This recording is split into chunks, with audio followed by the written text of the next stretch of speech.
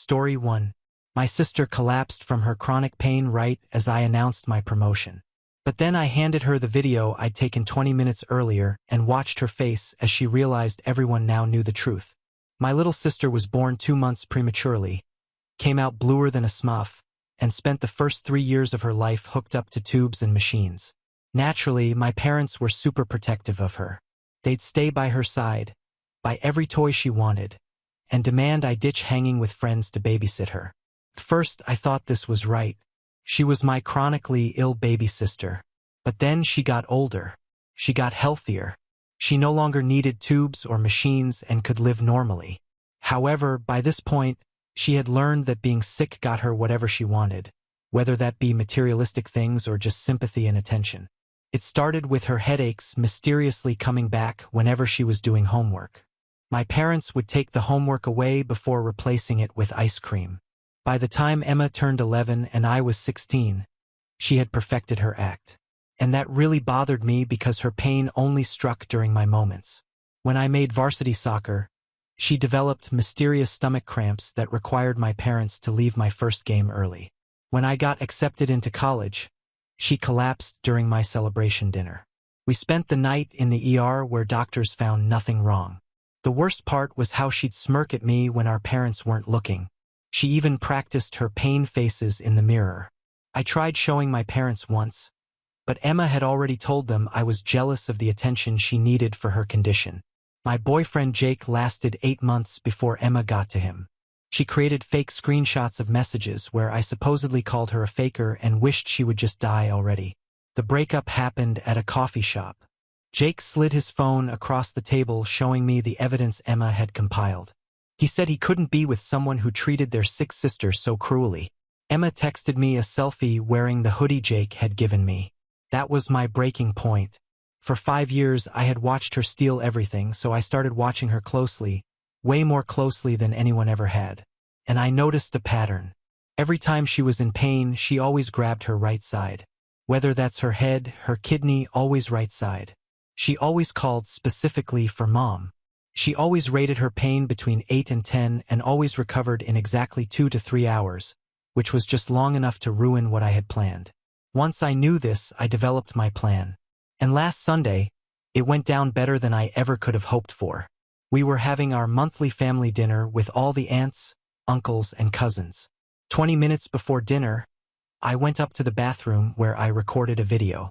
I explained in the video that I was about to make a fake announcement about getting promoted at work. In this video, I predicted exactly how Emma would react. I said she would wait for the applause to die down, then grab her right side and whimper for Mom. She would rate her pain as an 8, 9, or 10. She would need to lie down immediately, and she would ask Mom to take her to the hospital if the pain didn't get better within 20 minutes. At dinner, I stood up and clinked my glass. I got everyone's attention, then announced I had just been promoted with a huge raise. Everyone applauded and congratulated me. Uncles patting my back, cousins hugging me, my mother with tears of pride in her eyes. The sound of clapping echoed through the dining room, mixed with congratulations and jokes about how I could finally pay my own bills. Uncle Roberto made a joke about me becoming the rich niece of the family, while Grandma was already planning out loud how I could help with her medications. I kept the smile on my face, waving and thanking everyone, but my eyes were fixed on Emma. She was sitting at the other end of the long table between my cousin Marcus and Aunt Sandra, absent-mindedly playing with the mashed potatoes on her plate. For a moment, she almost seemed genuinely happy for me, but I knew her too well. I saw when something changed in her expression. It was subtle, as it always was. A small contraction around the eyes, a slight stiffening of the shoulders. She looked around the table, noticing how all attention was focused on me, how people were really excited about my achievement, how I was shining, and then it began. First, she stopped eating. She let her fork drop onto her plate with a low clink that only a few people nearby noticed. Aunt Sandra asked if she was okay, but Emma just shook her head with a forced smile, one of those she used when she wanted to appear brave despite the pain. I continued talking with Uncle Pedro about the details of the promotion, lying shamelessly about responsibilities I didn't have and a salary that didn't exist. But part of me was timing it. 3, 2, 1. Like a Swiss watch, she brought her hand to the right side of her abdomen. The first moan was almost inaudible, a low sigh that mixed with the noise of conversations. But Emma knew exactly how to project her voice, so it seemed like she was trying to hide something. My cousin Marcus, who was beside her, stopped in the middle of a story about his new job. "Emma, everything okay there?" he asked, leaning slightly toward her. "It's nothing," she murmured, but loud enough for at least half the table to hear. Her voice had that specific tone, brave, but with a hint of vulnerability that always melted people's hearts. Just a little pain. And so began the show I had watched so many times before.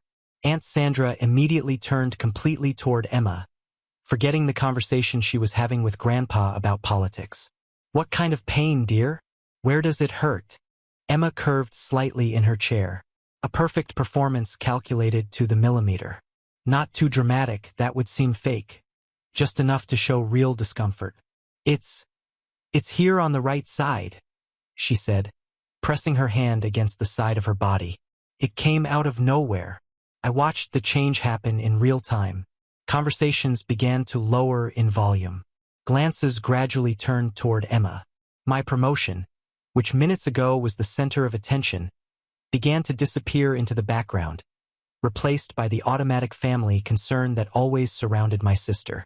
Mom, who was beside me laughing at a story Uncle Carlos was telling, suddenly stopped mid-laugh. That expression I knew so well began to take over her face. The maternal panic that Emma knew how to invoke with surgical precision. "Emma, what happened, my love?" Mom was already halfway up from her chair, her napkin falling to the floor. Emma raised her eyes to her, always to Mom first, never to Dad. I had noticed this pattern years ago. "Mom, it's hurting quite a bit," she whispered, her voice trembling just the right amount. Not too much, not too little. Enough to sound genuine, but not so much that it seemed theatrical. Dad, as always, went into problem-solving mode. "What kind of pain? Cramps? Burning? Stabbing?" "It's a dull pain," Emma answered, closing her eyes as if concentrating to describe it. "But really strong, and it's getting worse." Grandma crossed herself. Uncle Roberto frowned with concern. Cousin Carla was already asking if anyone had any medicine in their purse. The attention of the entire room had completely shifted from me to Emma, like water going down a drain. I kept smiling, kept participating in the speculations about what could be causing Emma's pain. But inside, I was fascinated watching the machine work. It was like watching a conductor directing an orchestra. Each moan, each expression of pain, each word chosen to get exactly the desired reaction. "On a scale of 1 to 10? Dad asked, already grabbing the car keys from the sideboard near the table. This question had become a sacred ritual in our family over the years. Emma paused for a moment as if she were really evaluating the intensity of the pain. Another brilliant touch. If she answered immediately, it might seem rehearsed. It's an 8. She said finally, her voice coming out weaker. "Maybe 9. Of course it was. It was never less than 8. Never 10. That would be too dramatic, too obvious. Always between 8 and 9, enough to be alarming, but not so much that it would raise suspicions." I watched the entire family dynamic reorganize around Emma's pain. Aunt Sandra began telling about when she had kidney stones. Grandma murmured about how the girl had suffered so much since she was little. Cousin Julia was already suggesting that maybe it was appendicitis. My promotion had become a distant memory in less than 5 minutes. Emma curved a little more, bringing her second hand to the right side to support the first. "Mom, I think I need to lie down," she whispered, but loud enough for everyone to hear. And then she did that thing that always made me want to scream. She looked directly at me just for a second when she was sure no one else was looking. And she smiled. A small smile, almost imperceptible, but it was there. The smile of someone who had just scored a goal. "Maybe we should take her to the hospital," Mom said, already standing up completely. "Sarah, can you drive? I'm too nervous." It was at that moment that I felt something snap inside me. It wasn't anger anymore. It was something colder, more calculated. Everyone stood up, preparing to transform what should have been my night of celebration into another rush to the emergency room. Another night spent in waiting rooms while doctors ran tests that would show nothing. I stood up too, but instead of grabbing my purse, I grabbed my phone. "Wait," I said, my voice coming out calmer than I felt. "Before we go running to the hospital, there's something you all need to see." Emma looked at me, and for the first time, I detected something different in her expression. A hint of suspicion, maybe even fear, but she was too committed to the performance to stop now. "Sarah, this isn't the time for this," she said, her voice still weak and suffering. "I'm in a lot of pain." "I know exactly how much pain you're feeling," I replied, unlocking my phone. "And I know exactly when it's going to pass." Aunt Sandra frowned. "Sarah, what do you mean by that?" I held the phone in the air, my finger hovering over the play button. "I recorded a video 20 minutes ago. You're going to want to watch this." Emma went completely still. Her hand was still stuck to the right side. Her expression still showed pain, but something had changed. It was as if she had realized the ground was moving under her feet, but still didn't know exactly why. "What video?" Mom asked, still torn between concern for Emma and curiosity about what I was doing. I looked directly at Emma, seeing the exact moment she understood that something was terribly wrong. Her eyes widened slightly, but she couldn't abandon the act now. Not in front of the whole family. "A video that's going to explain a lot," I said, and pressed play. My voice came out clear and firm from the phone speaker. "It's 6:40 p.m. on Sunday. In 20 minutes, I'm going to make a false announcement about a promotion at work during family dinner. When I do this, Emma will wait for the applause to finish. Then, she'll hold the right side of her body and call for Mom. She'll rate the pain as 8 or 9. She'll ask to lie down, and if she follows the pattern, she'll suggest going to the hospital in exactly 15 minutes. The silence in the room was so dense, I could hear the tick-tock of the wall clock. All eyes turned to Emma, who had become completely petrified, her hands still glued to the right side as if it had been stuck there. "She always holds the right side," my recorded voice continued mercilessly. "No matter what type of pain it is, head, stomach, kidney, always the right side. Always calls specifically for Mom first. And she always recovers in 2 to 3 hours. Just enough time to ruin any important moment of mine." Grandma was the first to find her voice. "Emma, is this true?" Emma tried to recover, but I could see the panic growing in her eyes. I don't know what Sarah's talking about," she stammered, trying to return to the suffering tone of voice. "I'm really in pain. Don't you believe me?" "I'm not done yet," I said, pausing the first video. That was just the appetizer. I navigated to the next folder on my phone, a collection I had been meticulous in compiling over the past few months. "Do you want to see what really happened at high school graduation?" "Sarah, stop this," Emma whispered, but her voice had lost all that theatrical fragility. Now it sounded sharp, almost threatening. I played the next video. It was a recording from the school security camera that I had gotten through a friend who worked in administration. The image showed Emma in the side hallway of the school near the water fountains 5 minutes before the ceremony began. She was completely alone checking her phone. Then suddenly she put the phone away, looked around to make sure no one was watching, and started practicing. There, alone in the hallway, my sister was rehearsing expressions of pain. She frowned, brought her hand to her chest, and made different grimaces in the reflection of the glass window. She was literally rehearsing which would be the most convincing. "My God," Aunt Sandra murmured, her hand flying to cover her mouth. "Wait, there's more," I said, moving to the next file. "Remember when Jake broke up with me? When he said I was cruel to my sick sister?" Emma went pale. "Sarah, don't. These are the original messages she sent to Jake pretending to be me." I showed the screenshots I had managed to recover from her phone's backup. Another favor I got from a tech friend. "Look at the dates and times." She waited for me to leave the house to use my computer and create fake accounts. The messages were cruel, saying horrible things about Emma that I would never think, let alone write. But they were written in my style, with slang and details that only someone who knew me well would know to include. Dad took my phone with trembling hands, reading message by message. His expression grew darker with each line. She even researched my class schedules to know when I wouldn't be home, I continued. She created a fake Facebook profile with my photo, added Jake as a friend, and started sending these messages pretending to be me. When he confronted me about the messages, she pretended to be shocked and said I must have let someone use my computer. Emma, Mom said, her voice coming out as a broken whisper. This can't be true. But it is, I said, feeling a dark satisfaction watching Emma's house of cards begin to crumble. And there's more, much more. I moved to the next file, an audio recording I had secretly made the previous month. This is Emma on the phone with her friend Beatrice last week. Emma's voice came out clear from the phone. It's really easy, B. You just need to know the right spots. Mom gets desperate if I say it's a headache on the right side. But if I say it's in the stomach, she takes longer to react. And it always works better when Sarah is having a good day. Then everyone feels sorry for me and gets irritated with her for being insensitive. Beatrice laughed in the recording. You're terrible, Emma. But your sister really is kind of annoying anyway. She thinks she's better than everyone.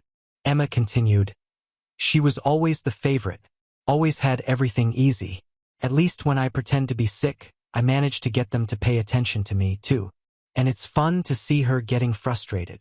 The silence that followed was deadly. Emma was white as paper, trembling. And this time, the trembling was real. Emma, Grandma said. Her voice loaded with a disappointment that cut through the air. How could you? There's more, I said, relentless. Do you want to see the video of when she fainted at my 18th birthday party? This time, Emma tried to get up, probably to run away. But Uncle Roberto gently held her by the shoulders. Stay there, Emma. I think you need to hear this.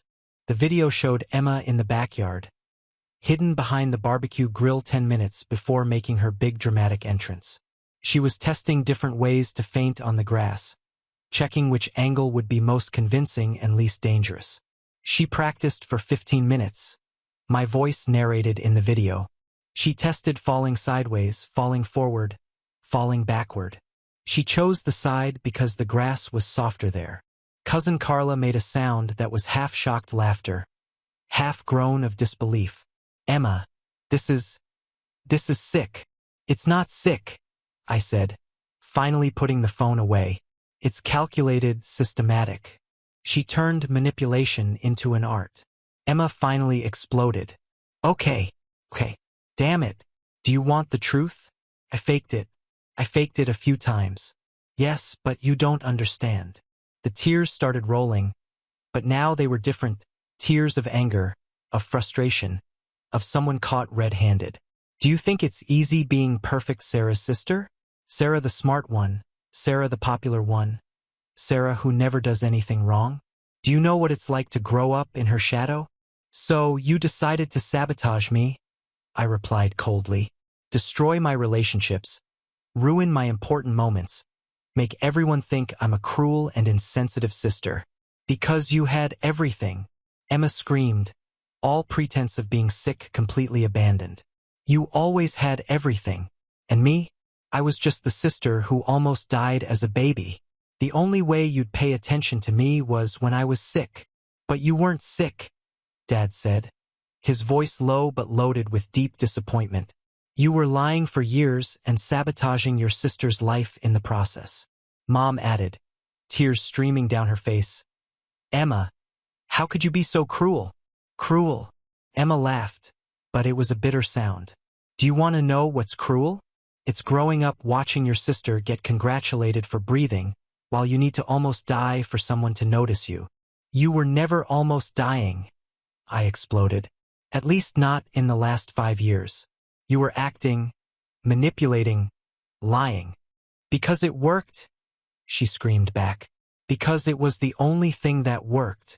Uncle Roberto slowly stood up from his chair. I think I better leave, he said, clearly uncomfortable with the situation. No, I said firmly. Stay, all of you, because there's one more thing. Emma looked at me with pure terror. Sarah, don't. Please. Tell them about the money, I said, my voice low but sharp as a blade. What money? Mom asked. Emma remained silent, but her expression was confession enough. The money you gave her to buy medicine, I continued. Those expensive medicines the doctor supposedly prescribed. The ones she said health insurance didn't cover. Dad went livid. Emma, tell me you didn't. She spent it on makeup, clothes, going out with friends. I said. I have the bank statements.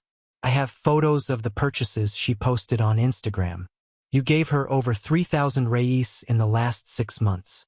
3,000 reis? Grandma repeated, incredulous. Which she spent on everything except medicine. I completed. Because she didn't need any medicine. Because she was never sick. Emma began to sob. But now no one moved to comfort her. It was as if an invisible barrier had formed around her. 15 years, Mom whispered. 15 years believing, worrying, canceling plans, losing nights of sleep. And I lost 15 years of my life, I added. 15 years being treated as the cruel and insensitive sister. 15 years watching my important moments get destroyed. 15 years being blamed for not having enough patience with the sick sister. Emma raised her face, tears making tracks in her makeup. Sarah, I'm sorry. I'm really sorry. Now you're sorry, I said. Now that you've been caught. Aunt Sandra shook her head, getting up from the table. Emma, I don't know what to say. This is very serious. You all know now, I said, looking around the table. You all know what kind of person she really is. You know what she did to me, to this family for years. Emma tried to get up, probably to flee, but Mom held her by the arm. No, Mom said, her voice firmer than I had heard in years. You're going to stay here. You're going to listen to everything. You're going to face what you did. And it was at that moment that I knew I had succeeded. It wasn't just about exposure. It was about justice. Finally, after all these years, the truth had come to light. But I still wasn't finished. There was still one last card to play. And this would be the one that would really finish Emma once and for all. There's one more thing, I said, pulling up a chair and sitting directly in front of Emma. The last piece of the puzzle. Emma looked at me with red and swollen eyes. All the fight had gone out of her. Sarah, please. They understand now. No, they don't understand everything yet, I replied, taking my phone again. Because you still don't know about Mike. The name fell like a bomb in the room. Emma went white as paper. Mike, your ex-boyfriend? Mom asked, confused. But you broke up because he moved to Denver. No, I said, keeping my eyes fixed on Emma. We broke up because my dear little sister hit on him and he fell for her. Emma started trembling. Sarah, don't show them. Emma, I said coldly. Show them the messages you sent him. The photos you sent. What photos? Dad asked, his voice becoming dangerous. Emma here found out that Mike was going to propose to me, I continued, savoring each word. He had told me he wanted to buy a ring, and our dear Emma couldn't let that pass. Could she? Emma was practically hyperventilating now. So, she started sending messages to him. First, pretending she was worried about me, saying I wasn't ready for marriage. Then, the photos started. I took my phone and showed the screenshots I had gotten from Mike's phone before we broke up. Lingerie photos, provocative photos, messages saying how she always had a crush on him. Aunt Sandra made a sound of disgust. Emma, that's so low. And it worked, I continued. Mike started responding. They started meeting in secret. She would pretend to have medical appointments to go to his apartment. Oh my God, Grandma murmured, covering her face with her hands. But you know what the most pathetic part is? I laughed bitterly. She only gave up on him when she saw I was coming out on top even after the breakup. When she saw I got that incredible job, that I was happy alone, that I wasn't destroyed like she expected. Emma finally found her voice, but it was just a broken whisper. Sarah, You what, Emma? I exploded. You're sorry. You were confused. You were sick. I got up from the chair and stood in front of her, feeling years of anger finally finding its voice. No, you simply can't see me happy. You can't see me having something you don't have. You want to be me, Emma. But here's the truth that's going to hurt more than any lie you've ever told. The room was in absolute silence. All eyes were on me. You'll never be me. You'll never even come close. You can't even be the dirt under my shoe that I stepped on last week. Emma sobbed, but I wasn't finished. Because you know what the difference between us is? When I want something, I work for it. I deserve what I have. You only know how to destroy, lie, manipulate. You're an empty person desperately trying to steal someone else's life because you don't have the courage to build your own. Sarah, please, Emma whimpered. Please, nothing. I screamed. You destroyed 3 of my relationships. 3. Jake with the false messages. Tyler, when you lied that I was cheating on him. And now Mike. 3 men I loved that you drove away from me because you can't stand to see me happy. Dad stood up, his face distorted with anger. Emma, is this true? Emma couldn't even speak, just cried. And you know what Mike told me when I confronted him? I continued mercilessly. He said you told him I never really loved him, that I was just using him until I found someone better, that you knew the real side of me. That's not true. Emma finally screamed. Of course it's not true. I exploded back. But you planted the seed of doubt in his head. You seduced him when he was vulnerable. You destroyed the most serious relationship I ever had because you can't stand that someone loves me more than they love you. Uncle Roberto got up from the table. I can't anymore. Emma, this is sick.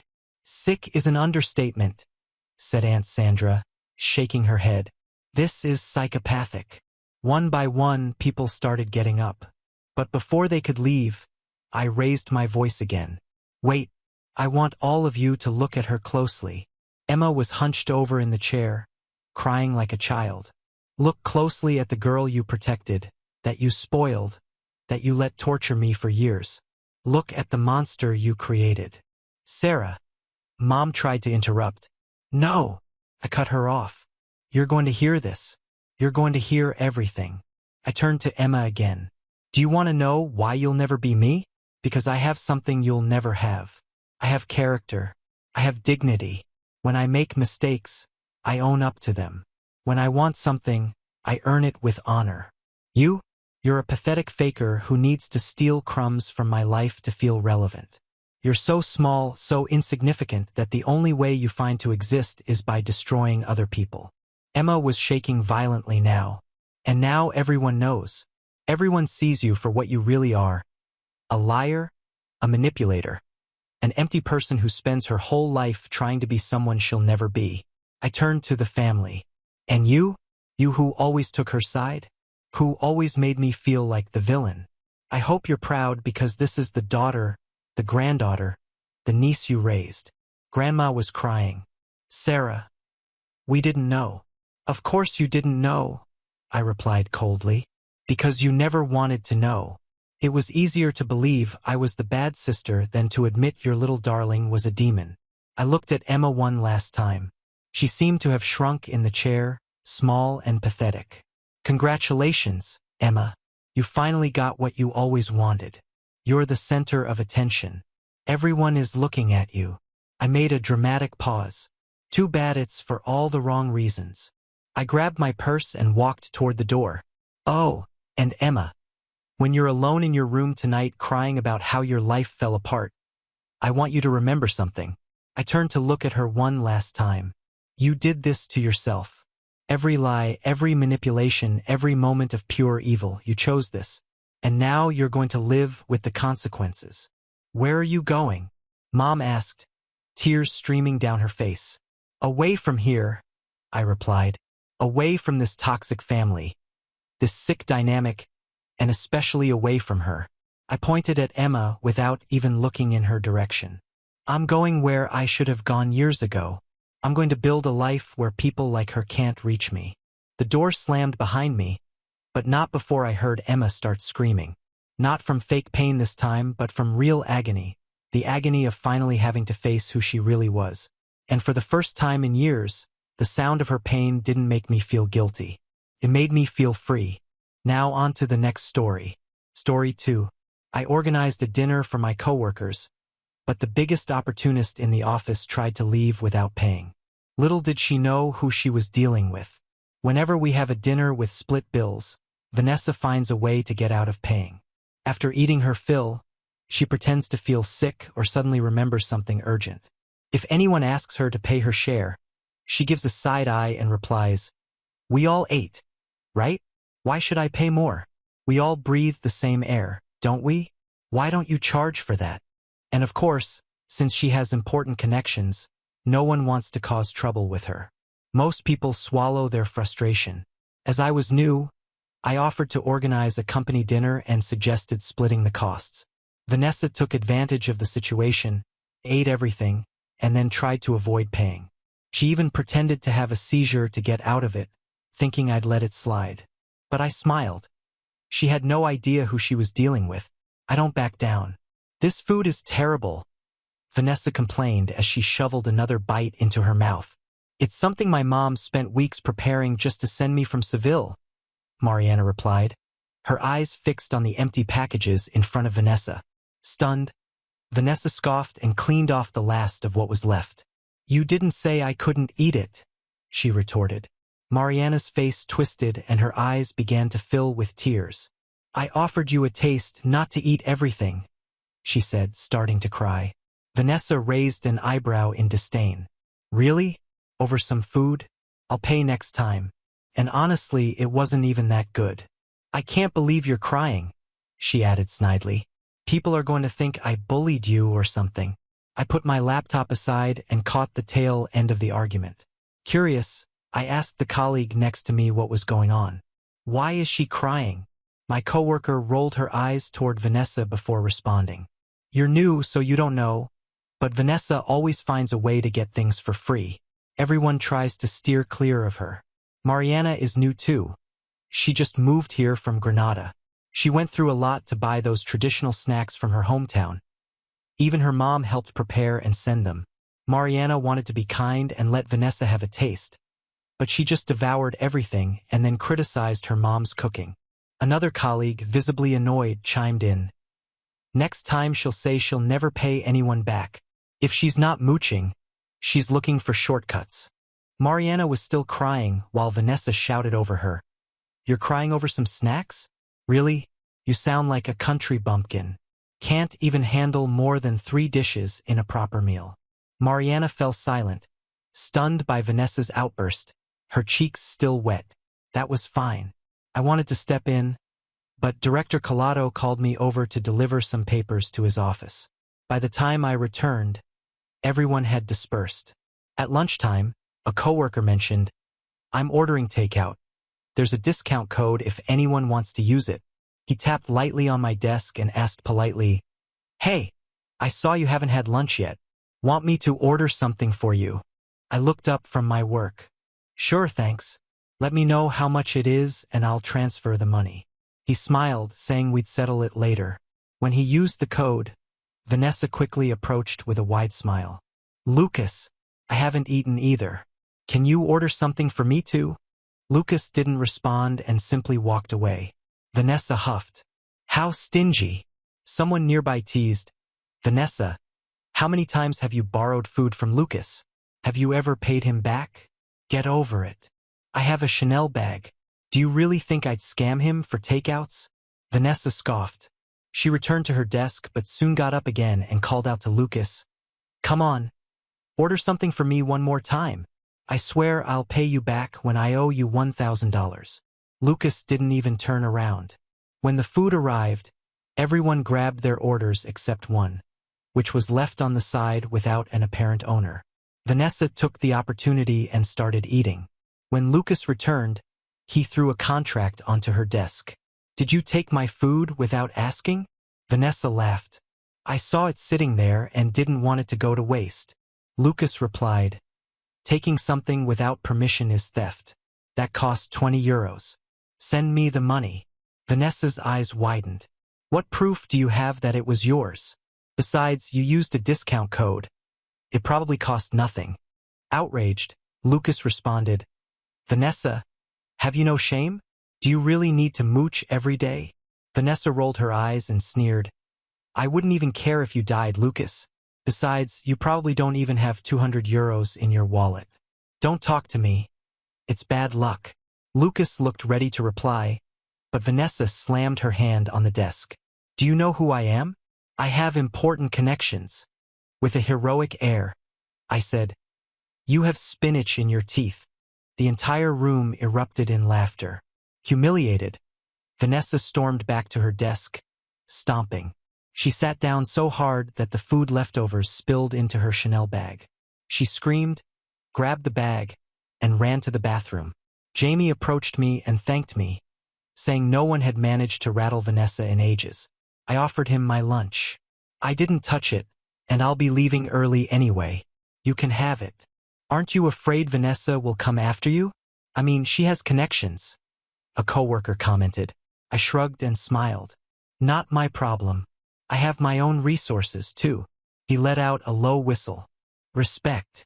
On Friday, I suggested going out for dinner to get to know the team better. There's a new Japanese restaurant nearby. I know the owner and we can get a 50% discount. Everyone loved the idea. Agreed, but everyone pays for themselves. They insisted to avoid any freeloading. That's fine, but I'll order a few extra dishes to share, I said enthusiastically. Jamie was the first to raise his hand. I've been wanting to try this place for ages, but it's so expensive. With a discount, I'm in. Soon everyone confirmed. We can't miss this opportunity. I reserved a private room for 10 people at the last minute. Vanessa waved at me with an exaggerated smile. Add me too. I'd love to go. I hesitated but replied, Only if you pay your share. Her face tightened, but she forced a smile. Of course. Do you think I'm the kind of person who doesn't pay? I'll definitely pay. Jamie leaned in and whispered, Don't trust her. She always says she'll pay, but she comes up with excuses. Either she gets sick or leaves early. She never pays. Really? I raised an eyebrow. And you let her get away with it? He shrugged, resigned. She owes me about 500 euros for lunches, but I can't risk my job confronting her. I just smiled. Don't worry. Today I'll get your money back. When we arrived at the restaurant, I handed out the menus so everyone could choose. Even with the discount, the prices were still high, so everyone chose carefully. Vanessa, however, grabbed the menu, gave it a quick glance, and placed her order.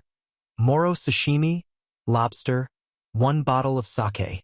The others exchanged incredulous looks. What is this, Vanessa? This isn't free. Why are you ordering all that? She shrugged and casually replied, What's the problem? I'm gonna pay my share. Don't be so stingy. The others exchanged irritated glances. I raised my hand to calm them. Vanessa promised to pay. Everyone enjoy the meal. I'll cover any extras. When the dishes arrived, Vanessa was the first to dive in, piling food onto her plate before anyone else had a chance. Vanessa, you could be a bit more considerate. We're all sharing, someone commented. She bit into a red shrimp and replied, Your hand's broken? Nobody's stopping you from eating. Seriously? Someone slammed the table. She crossed her legs with disdain. Who do you think you are? Who are you to tell me what to do? The dinner became tense. As the meal ended, Vanessa dramatically held her stomach. I need to go to the bathroom, she said, trying to leave quickly. I calmly blocked her. Pay first. She looked around, feigning indignation. Do you think I'd run away over a few coins? I'm serious. My stomach is killing me. She pointed to her bag on the table. My stuff is right here. I returned to my seat and she rushed out. Everyone knew she wasn't coming back. Jamie muttered under his breath, I'll go after her. I grabbed his arm with a smile. No need. She's not going anywhere. I held Jamie's arm with a confident smile and said, No need. She's not going anywhere. He looked at me confused but decided to trust me. The room was filled with tense silence. Everyone watching the door Vanessa had just rushed through. For a moment, no one knew what to do. I calmly stood up and called the waiter, asking for the bill so we could divide it among everyone present. As he brought the receipt, I walked over to the bag Vanessa had left on the table. Without hesitation, I unzipped it and, as expected, it was practically empty. No cards, no wallet, just a lipstick and a set of keys. Predictable, I murmured. I grabbed the keys and held them up. Does anyone know which car Vanessa drives? I asked aloud, drawing everyone's attention. Jamie raised his hand, still unsure of what I was planning. It's the black sedan parked in front of the restaurant, he replied. With a smile, I slipped the keys into my pocket and returned to my seat. By then, the waiter had arrived with the bill. I divided the cost proportionally but made sure to add all the expensive dishes Vanessa ordered to her share. I was meticulous. Here it is, I said, handing over the bill for everyone to see. This is what each person owes. Vanessa's portion is highlighted here. People around started murmuring, annoyed by her audacity. Jamie was the first to speak up. But she's clearly not going to pay. You know that, right? I do, I replied calmly. That's why we're taking care of it now. I stood up again and went to the restaurant manager. I explained the situation clearly, assuring him I would pay the entire bill, but that I had a way to track Vanessa and recover her share. The manager, understanding and likely accustomed to dealing with difficult situations, agreed to help. Meanwhile, I asked everyone else to keep enjoying dessert. I stepped out of the restaurant with Jamie and headed to Vanessa's car. Using the keys I had taken, I opened the trunk and, to my surprise, found several bags of expensive shopping, all with luxury brand tags. She's unbelievable, I commented, showing Jamie. He was visibly impressed. I took a few photos of the bags and the car's interior as evidence and then locked everything back up. We returned inside, where our coworkers were still discussing the incident. About 20 minutes later, Vanessa finally reappeared. She rushed in wearing a fake look of discomfort. Sorry for the delay, she said, holding her stomach. I had an emergency and had to run to the bathroom in another building. Oh, how convenient, I replied, smiling. I placed the bill in front of her, highlighting the amount she owed. Vanessa froze for a moment, clearly unsure of what to say. Oh, I forgot my wallet at home. But don't worry, I'll pay tomorrow. I promise. Nobody believed her excuses anymore. At this point, even the quietest people were visibly annoyed. No, Vanessa, you're going to pay now, I insisted, my voice firm. She started raising her voice, as she often did when trying to intimidate others. How dare you doubt me? I'm a respectable woman. Do you all know who you're dealing with? We know very well, I replied, keeping my tone calm. And we know you're used to avoiding your responsibilities. But today, that won't happen. I lifted my phone and showed her the photos of the luxury bags in her car trunk. Recognize this? I asked. Vanessa turned pale. She looked around, searching for an ally, but no one supported her. How dare you go through my car? That's an invasion of privacy, she shouted, trying to shift the focus of the situation. Invasion, maybe, but the evidence speaks for itself. If you can spend so much on bags, you can definitely pay your share of this dinner. At that moment, Vanessa realized she was cornered. She tried a few more excuses, but no one was willing to listen anymore.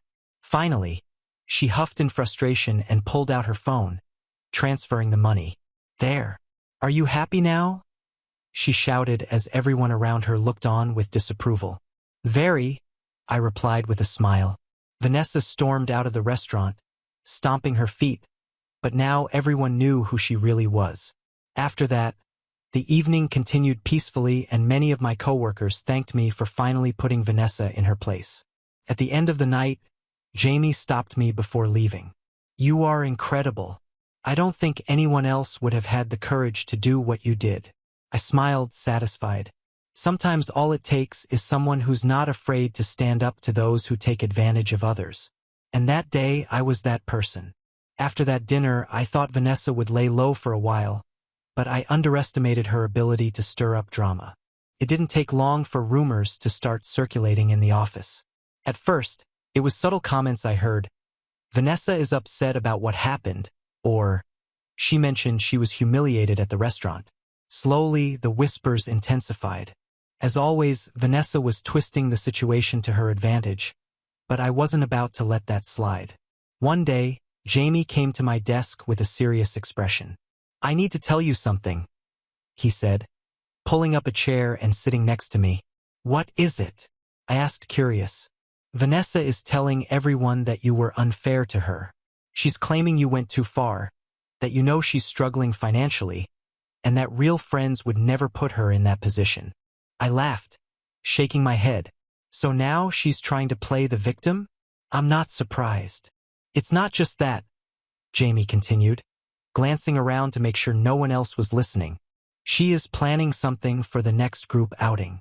I heard she wants to expose you in front of everyone, pretend she can't pay again, and try to humiliate you publicly." My expression grew serious. This was too much. It wasn't enough for her to dodge responsibility. Now she wanted to make me her target.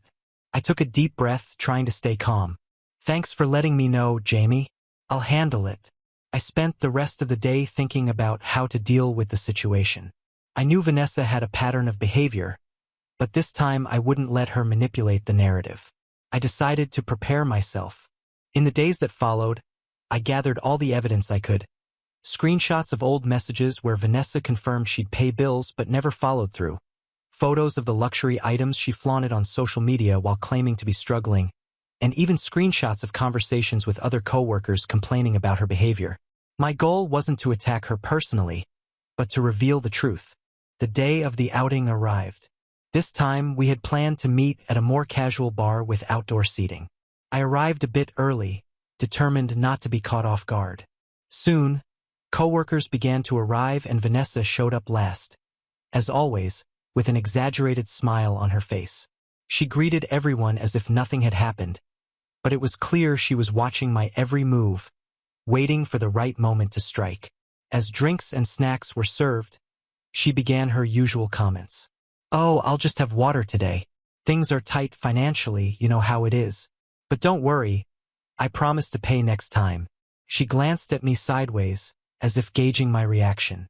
I let her continue, waiting for the perfect moment. After a few minutes, she finally made her move. "You know, what happened at the last dinner was really embarrassing. Some people here," she paused, looking directly at me, "need to understand that not everyone has the same financial means. It's easy to judge when you're in a comfortable position." Some coworkers began shifting uncomfortably. It was obvious she was trying to manipulate the situation. But before she could continue, I raised my hand, signaling that I wanted to speak. "Vanessa, I'm glad you brought that up," I began calmly, "because I think everyone here deserves to know the full context." I opened my phone and, connecting it to the bar's projector, something I had arranged in advance, started displaying the screenshots and evidence I had gathered. "This is a record of the times you confirmed you would pay for something and never did. Here are photos of the luxury bags and items you flaunt on social media while claiming you can't afford to pay for a drink. And here are messages from other coworkers complaining about the debts you've racked up with them." The room fell into absolute silence. Vanessa, visibly uncomfortable, tried to interrupt. "This is an invasion of privacy. You had no right to do this."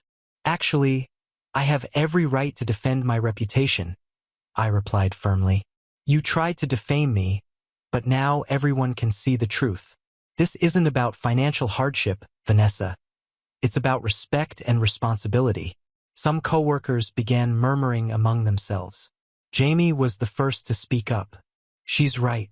How many times has Vanessa done this to all of us? It's always the same excuse." Others started to agree. "It's true. She always disappears when it's time to pay and then tries to play the victim." Vanessa tried to argue, but the group's indignation was stronger. One by one, people began expressing how tired they were of her antics. "We can't keep enabling this behavior," said one coworker. "If she wants to live a luxury lifestyle on social media, she can pay for it, but we're not responsible for funding her choices." In the end, the consensus was clear. Vanessa would no longer be invited to group outings. It wasn't a decision made out of spite, but out of sheer exhaustion. She stormed out, slamming the door behind her, and for the first time, the entire group felt a sense of relief. Jamie approached me at the end of the night. "You handled that brilliantly. I think we all owe you a thank you." I smiled, feeling a sense of accomplishment. Sometimes the truth is all we need, and that night, the group was finally free from the burden Vanessa always brought with her. Now on to the next story. Story 3. My name's Isaac, and I'm 38. I work in IT. Nothing flashy, but I've built a comfortable life for myself. I'm single, live alone, and while I don't have kids of my own, I've always been close with my niece, Ava. Or at least I thought I was. Ava is my older sister's daughter. My sister Valerie is one of those people who's always been good at making things look perfect from the outside.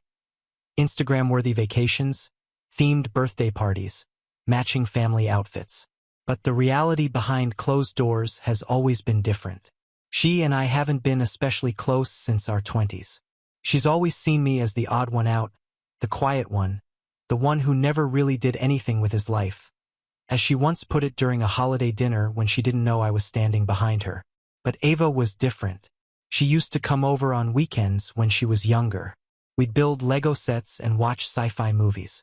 I taught her how to set up her first email account. She used to say I was her cool uncle, and it meant more to me than I ever let on. So when she got into college, a private one out of state with tuition fees that made my head spin, I didn't hesitate. Valerie had been panicking about how to afford it. Their financial situation wasn't great, and Ava didn't want to take out loans that would weigh her down for years, so I offered to help. I didn't want it to be a big thing. I just said, "Look, I've been saving up. I don't have kids of my own. Let me do this." Valerie didn't argue, not really. She just nodded, said thanks in a distracted kind of way, then launched into a story about how her husband had just lost his second job in 6 months. Ava gave me a hug and whispered, "Thank you, Uncle Isaac. I won't forget this." I smiled and told her to study hard and not worry about money. That was 4 years ago. Since then, I've been making direct payments to the university every semester quietly. No fuss, no family group chats, no demands for recognition. I even told Ava not to mention it if she didn't want to. I didn't want to create drama with her parents. I just wanted to help. And for a while, that was enough for me. But over the years, something started to shift. Ava called less and less. When she did, it was usually because she needed something. A new laptop, a little extra for books, an issue with her financial aid that I'd end up solving. I didn't mind, not at first. I figured she was just busy with school and growing up. But I'd still send care packages, snacks, warm socks in the winter, little things I thought she might appreciate. Most of the time, I didn't even get a thank you. Then came graduation. Valerie sent out a mass email with an invitation to Ava's graduation party. Not the ceremony itself, just the party afterward. It was being held at some fancy rooftop venue downtown, apparently rented by her husband's brother. I RSVP'd yes. I even bought a new blazer for the occasion. Something a bit more formal than my usual jeans and hoodie look. When I showed up, I felt like I'd stepped into a different world. Everything was pristine. Champagne glasses, white tablecloths, a slideshow looping photos of Ava from babyhood to college years. There were speeches, too. Her dad gave one, then Valerie. They went on and on thanking relatives for supporting Ava's journey, naming cousins who had sent gift cards, and family friends who had offered encouragement. At one point, Valerie got teary-eyed and said, "We couldn't have done this without the love and generosity of everyone here." I sat there silent with my drink in hand. No mention of me, not even a vague nod in my direction. I tried to shrug it off. Maybe they didn't want to make it weird. Maybe they thought I preferred to stay in the background. But then I saw Valerie glancing over at me with this smug, dismissive look. She leaned over to the woman next to her, one of our cousins, and I heard her say, "He's just the uncle. He probably expected a shout-out or something." They both chuckled. That stung. Ava never came over to talk to me during the party. She was surrounded by friends, dancing, laughing, posting pictures. I waited, thinking maybe I'd get a moment with her. Maybe she'd say something, anything. But by the time I left, All I got was a quick wave and a distracted, "Thanks for coming." I drove home that night feeling hollow.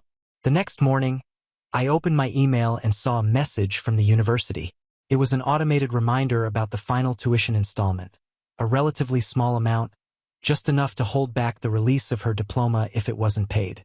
I stared at it for a long time, and for the first time in 4 years, I didn't pay it. 2 weeks went by. I didn't hear a word from Valerie or Ava, not even a text. I figured maybe they assumed it had already been paid.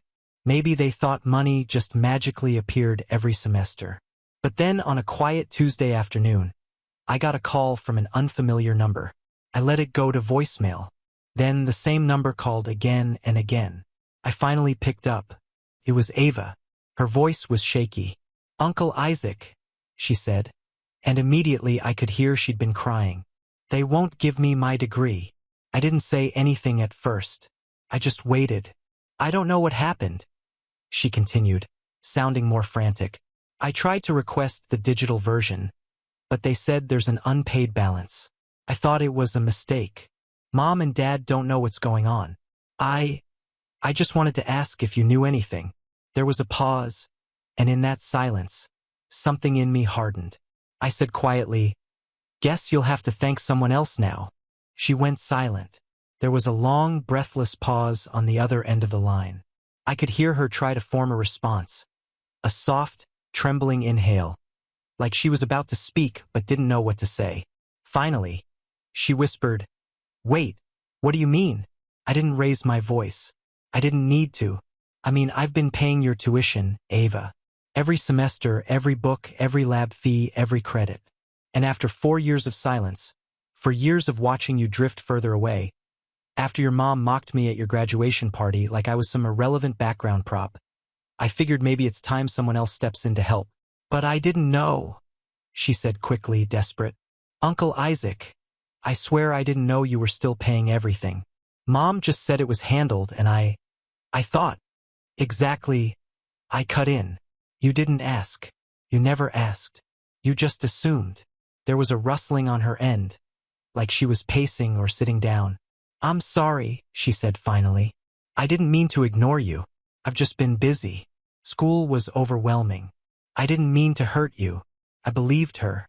At least, I believed that she didn't intend to hurt me. But intention doesn't erase the pain. I didn't say that, though. Instead, I let the silence stretch between us. Then she said the one thing that almost broke me. "I never got a chance to thank you properly." I closed my eyes. "You had 4 years of chances." Another pause. Then, more softly, "What happens now?" I didn't answer that. After the call ended, I sat at my kitchen table for a long time. The email from the school was still open on my laptop. The cursor blinked next to the Pay Now button, almost like it was daring me. It wasn't about the money. I could afford the final payment without blinking. It was about what the money had come to represent. For years of loyalty, love, and effort, met with silence, indifference, and condescension. That smug look from Valerie haunted me. I'd replayed that moment in my head over and over.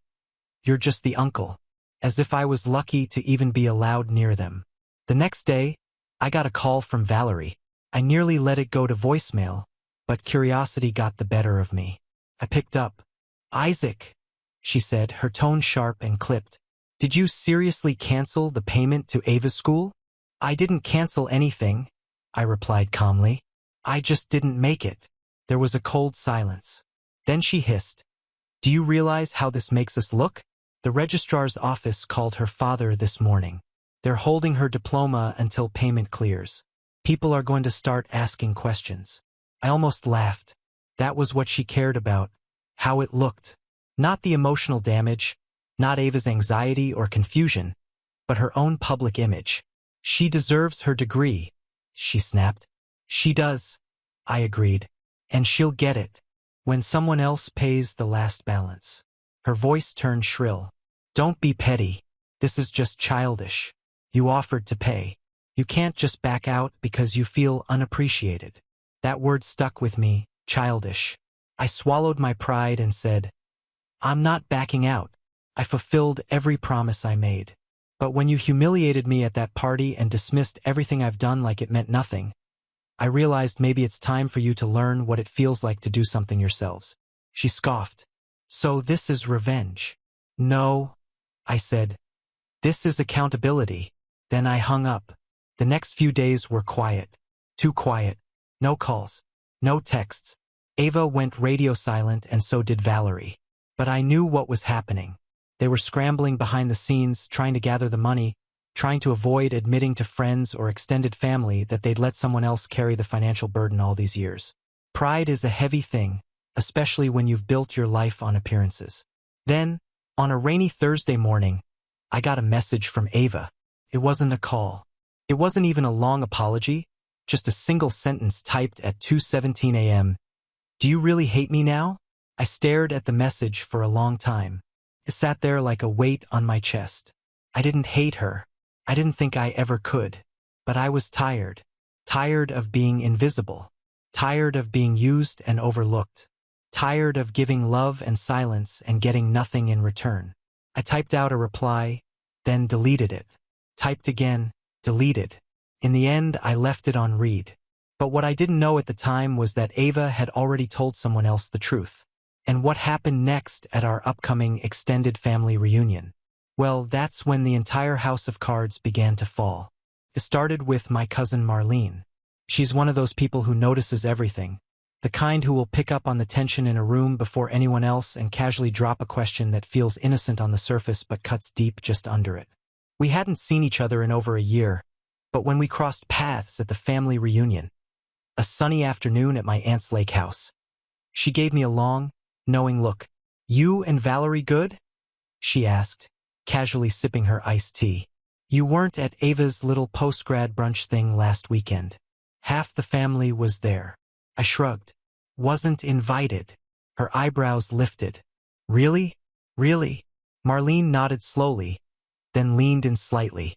"That's weird. Especially after everything you did for Ava." There was that moment again. The pause, the silence, the lead-in. I gave her a sideways glance. "What exactly do you think I did?" She hesitated. "Ava told me about the tuition." I exhaled slowly and looked out toward the lake.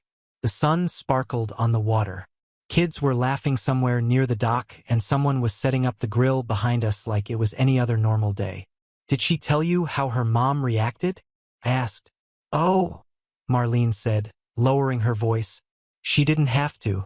Apparently, Valerie's fuming. She's been spinning some story about a misunderstanding with the school. But I guess word got around." Word had definitely gotten around. I noticed it in the small things.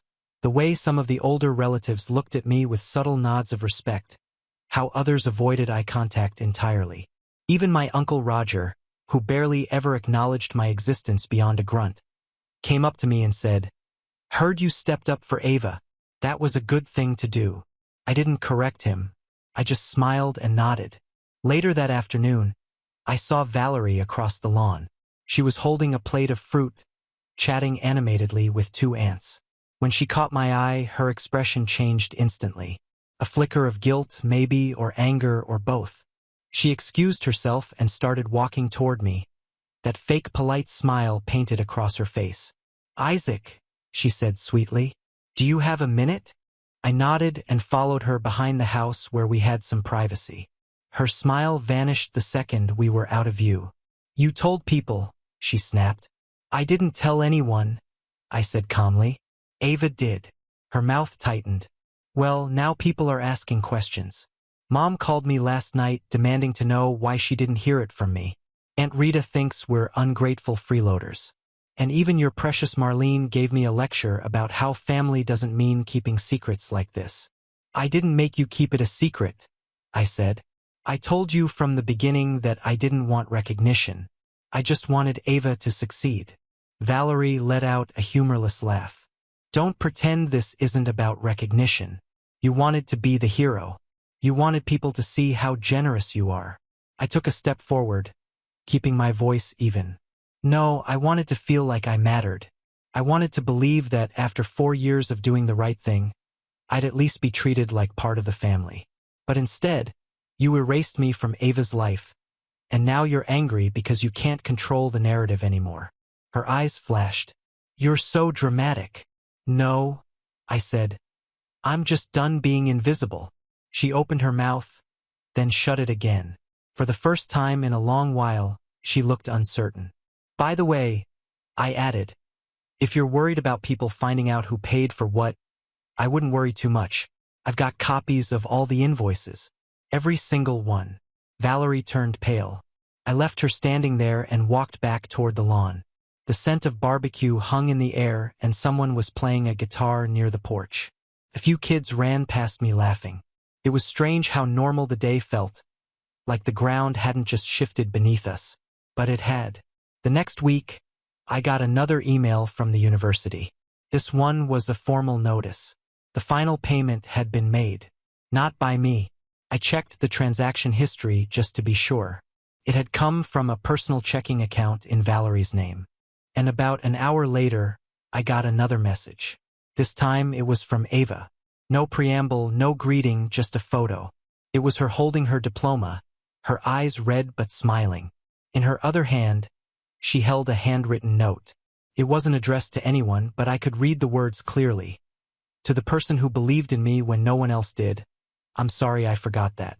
I won't forget again. That should have been the end of it.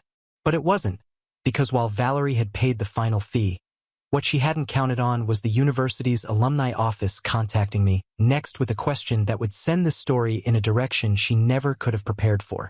A week after Ava sent the photo, I thought that would be the end of it. The storm had passed. Valerie had swallowed her pride and paid what was due. Ava had finally acknowledged the truth, and the family surprisingly seemed to be letting go of the drama. But then the email came from the university's alumni relations office. It was a polite message thanking me for my continued support of Ava's academic journey and asking if I'd like to be listed as a sponsor in the upcoming Donor Appreciation Gala. At first, I was confused. Sponsor? Gala? I scrolled down. Apparently, the school had a tradition of honoring families or individuals who made significant contributions to students with financial hardship, especially those who helped someone complete their degree in full.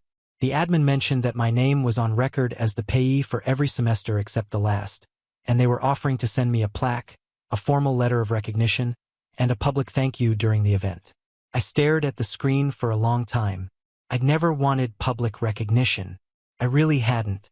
But something about Valerie's reaction at the graduation, the condescending smirk, the dismissal, the quiet, calculated erasure, made me click, yes. Not out of spite, not for revenge, but because I was tired of being the family ghost, the one who only existed when someone needed a favor. I didn't tell anyone about the gala. I didn't even RSVP for the event itself. But when the school posted about it on their website a few weeks later, complete with a photo of the honorees and a caption underneath my name, people noticed. Suddenly, the narrative changed. Now, relatives who hadn't said 2 words to me in years were calling to catch up. One uncle emailed me to say he was so proud of what I'd done. My grandmother, who always favored Valerie growing up, sent me a letter saying she wished she had known what I was doing sooner, that maybe she hadn't given me enough credit all these years. And Valerie? She was furious, absolutely livid. She called me one evening, voice tight and controlled. You went public with this. No, I said plainly. The school did. I just didn't stop them. She was silent for a few seconds. Then you're humiliating us. I gave a bitter laugh. You did that yourself for 4 years. You let me foot the bill for your daughter's future, then tossed me aside like I didn't exist. You and Ava had every opportunity to show some gratitude. All I ever asked for was basic respect. And when that didn't happen, I stopped paying. That's it. This is going to follow her, she snapped. Do you know how it looks? That she needed charity to finish school? Charity, I repeated, stunned.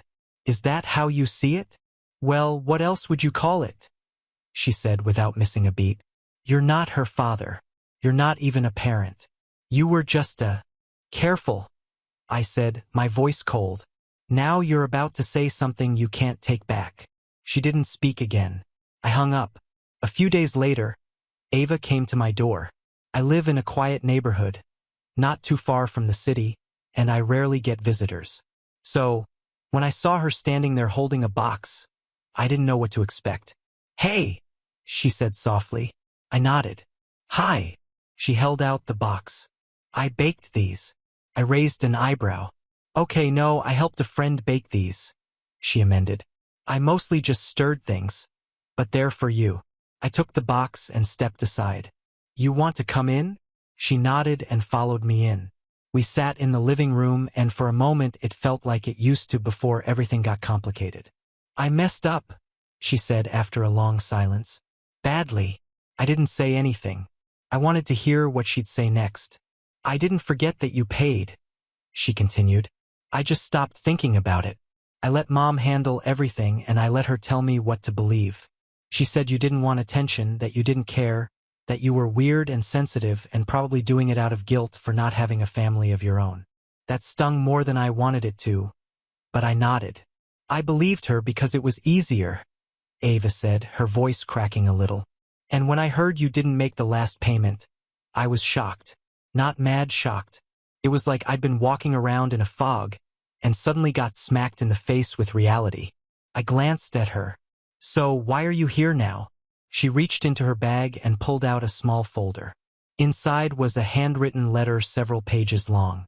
"I wrote this," she said, "before I saw the alumni post, before everything. I was going to mail it, but I wanted to give it to you in person. I needed you to hear me say thank you. Not because I'm scared or embarrassed, but because I finally understand what you did for me." I took the letter but didn't open it yet. We sat in silence for a bit.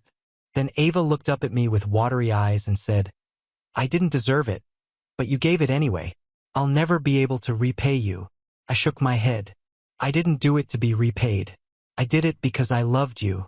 Still do." We talked for a while after that. Not about the past, not in detail, but about what came next. Ava had gotten a job offer at a startup out west. She was nervous but excited. And before she left that night, she hugged me tightly and said, "I won't let Mom erase you from my life again. That's a promise." A few months later, I got a letter in the mail. No return address. Inside was a wedding invitation, not Ava's, but a cousin's. On the RSVP card, someone had scrawled in familiar handwriting, "Table reserved for Uncle Isaac." I smiled. Sometimes silence is a form of love, but sometimes silence lets others write your story for you. Not anymore. Now on to the next story. Story 4. My name's Jordan. I'm 33 and, for most of my adult life, I've done my best to stay quiet and out of the way. I'm the middle child in a family that doesn't quite know what to do with a middle child. My older brother, Blake, has always been the golden boy, the one who takes charge, the one my dad brags about at every holiday dinner, even when there's nothing new to brag about. My younger sister, Lily, was the surprise baby who could do no wrong. But me, I've always been the steady one, the invisible one, the one who never asked for much, which somehow meant I never deserved much either. Growing up, I figured things would even out, that eventually being kind and helpful would count for something, that people would notice the things I did quietly in the background and say thank you. But life doesn't always work that way. Not in my family. My dad, Thomas, retired last month after 40 years in city management. A big deal, apparently. He started working for the city at 22 and didn't stop until he was 65. Everyone kept telling him he deserved a grand send-off, a proper retirement bash, the kind of party that made people feel nostalgic and important and loved. So I made it happen quietly. It started with a venue, a rustic lodge near the lake, the kind Dad always said he liked, with wooden beams, hanging lanterns, and wide-open windows that let in the evening breeze. I booked it under my name but asked the coordinator to keep it anonymous. I said it was a family gift. Then came the catering. A full dinner spread with roast chicken, salmon, wild rice, grilled vegetables, mini cheesecakes, and a whole separate table just for whiskey tastings, because that's his thing. I even paid extra for a jazz trio, live sax, upright bass, and a pianist to play his favorite classics, Coltrane, Davis, Brubeck. Real music. He always said, all in. I spent over $8,000. I drained most of my savings.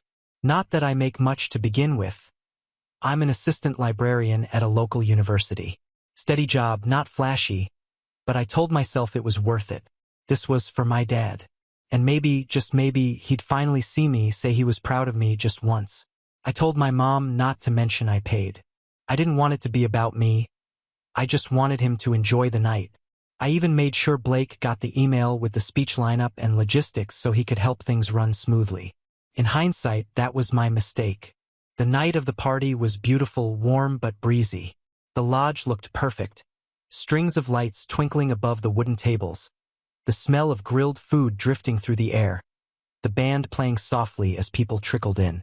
Family, coworkers, old friends from his softball league. Everyone was smiling. Everyone was congratulating him. And Dad? He looked happy, genuinely happy. That was enough for me. I stayed mostly near the back, sipping ginger ale and chatting with whoever wandered over. A couple of people asked if I was one of the caterers. Someone else handed me their empty glass like I worked there. I didn't say anything, just smiled and nodded. That's what I do. Around 8:30, the speeches started. My mom gave a short, sweet one, talking about how proud she was of his years of service. Then Blake took the mic. I figured he'd say a few words about Dad's career, crack a joke or two. But that's not what happened. He cleared his throat, smiled that smug, performative smile he always has and said, I just want to take a moment to thank everyone for coming out tonight, and also say I'm really proud to have put this together for Dad. My head tilted just a little. I thought maybe I misheard. He went on, I knew retirement would be emotional for him, so I wanted to give him a night to remember. I handled the venue, the food, the band, all of it. Anything for my old man. I looked around. No one corrected him. Not my mom, who was smiling politely. Not Lily, who was filming with her phone.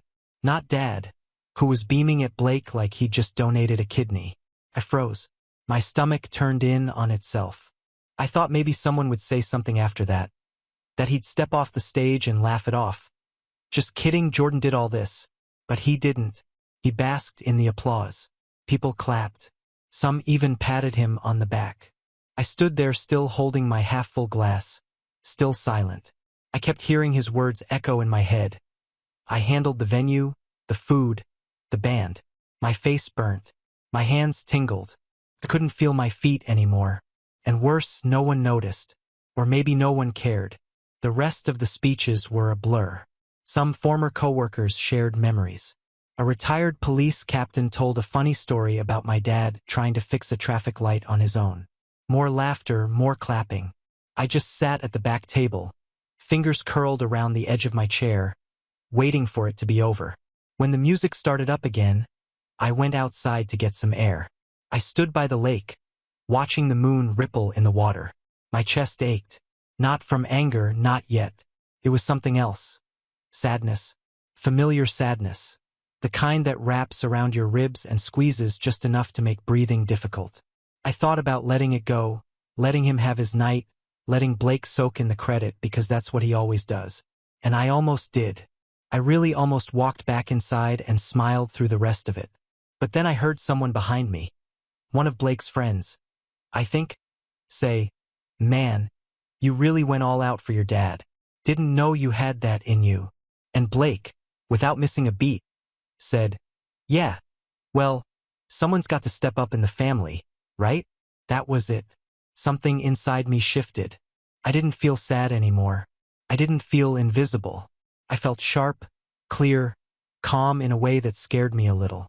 I turned back toward the lodge, walked inside, past the tables, past the buffet, past the stage. The band was playing Take 5. I walked straight up to the amp and unplugged the mic. The pianist trailed off mid-chord. Conversations went quiet. Heads turned. Dad looked confused. Blake blinked at me, still holding his drink. I stepped up onto the stage, mic in hand, but I didn't plug it back in. I looked right at my dad, right into his eyes. Then I said, loud enough for the whole room to hear, my voice dry, even, and unshaking. The band's leaving, so is the one who paid for it. The silence that followed was thunderous. No one moved at first. The whole room just paused like someone had hit mute on the world. I didn't even flinch. I stood there, mic dangling from my hand like a severed cord, watching their faces shift. Confusion, disbelief, recognition. My dad's mouth parted slightly. He didn't say anything, just stared at me like I was a stranger who'd walked in from the cold. Blake was the first to break the silence. He laughed. Awkward, too loud, like he was trying to push the air back into the room. Come on, Jordan. What's the joke here? I didn't answer him. I didn't even look at him. Instead, I turned to the band and nodded. The pianist raised an eyebrow, but after a second, he got the message. One by one, they packed up. No dramatic exit, just quiet professionalism. The soft sound of zippers, of instrument cases being latched shut, was the only noise in the lodge. Still, no one said anything. No one tried to stop me. I walked off the stage as the band rolled their amps out the side door. People shifted in their seats, whispering now. I heard my aunt murmur something about bad timing and someone else say, "Wasn't Blake in charge of all this?" Like suddenly reality was catching up and they weren't sure what to do with it. My mom came over, her face tight. She didn't raise her voice, just whispered sharply, "Jordan, what are you doing?" I looked at her, and for the first time in a long while I didn't shrink. "I'm leaving," I said simply. "And so is the person who paid for all of this." "You said you didn't want credit," she hissed. "I didn't," I said. "But I didn't expect to be erased either." She didn't respond, just stood there, mouth pressed in a line like she wanted to scold me but knew better. That's when Dad finally spoke. "Wait," he said, voice low and hoarse. He stepped forward, awkward in his dress shoes. "You paid for this?" I turned toward him slowly. "Yeah," I said. "The venue, the catering, the band, every chair, every fork." But Blake said. Blake lied. I didn't yell. I didn't cry. I just said it like a fact. Because that's what it was. My dad looked stunned. Not angry, not yet. Just like someone had pulled the rug out from under him. "Why would he say that? Why do you think?" I asked. "Because you'd believe him. Because no one in this family questions him. Because it's easier to believe he cares that much about you than to imagine the quiet one does." There was something awful about the way he blinked at me. Like he couldn't find a response. Like he wanted to say he was sorry but didn't know how, or maybe didn't think he needed to. "Jordan," Blake said, stepping toward me.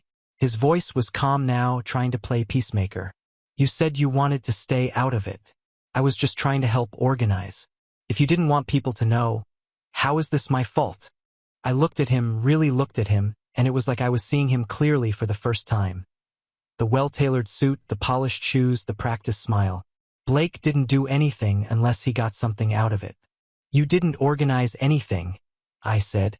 "You took the credit when it landed in your lap. And you didn't think I'd say anything because I never do." He opened his mouth, then closed it. He wasn't used to being confronted, not by me.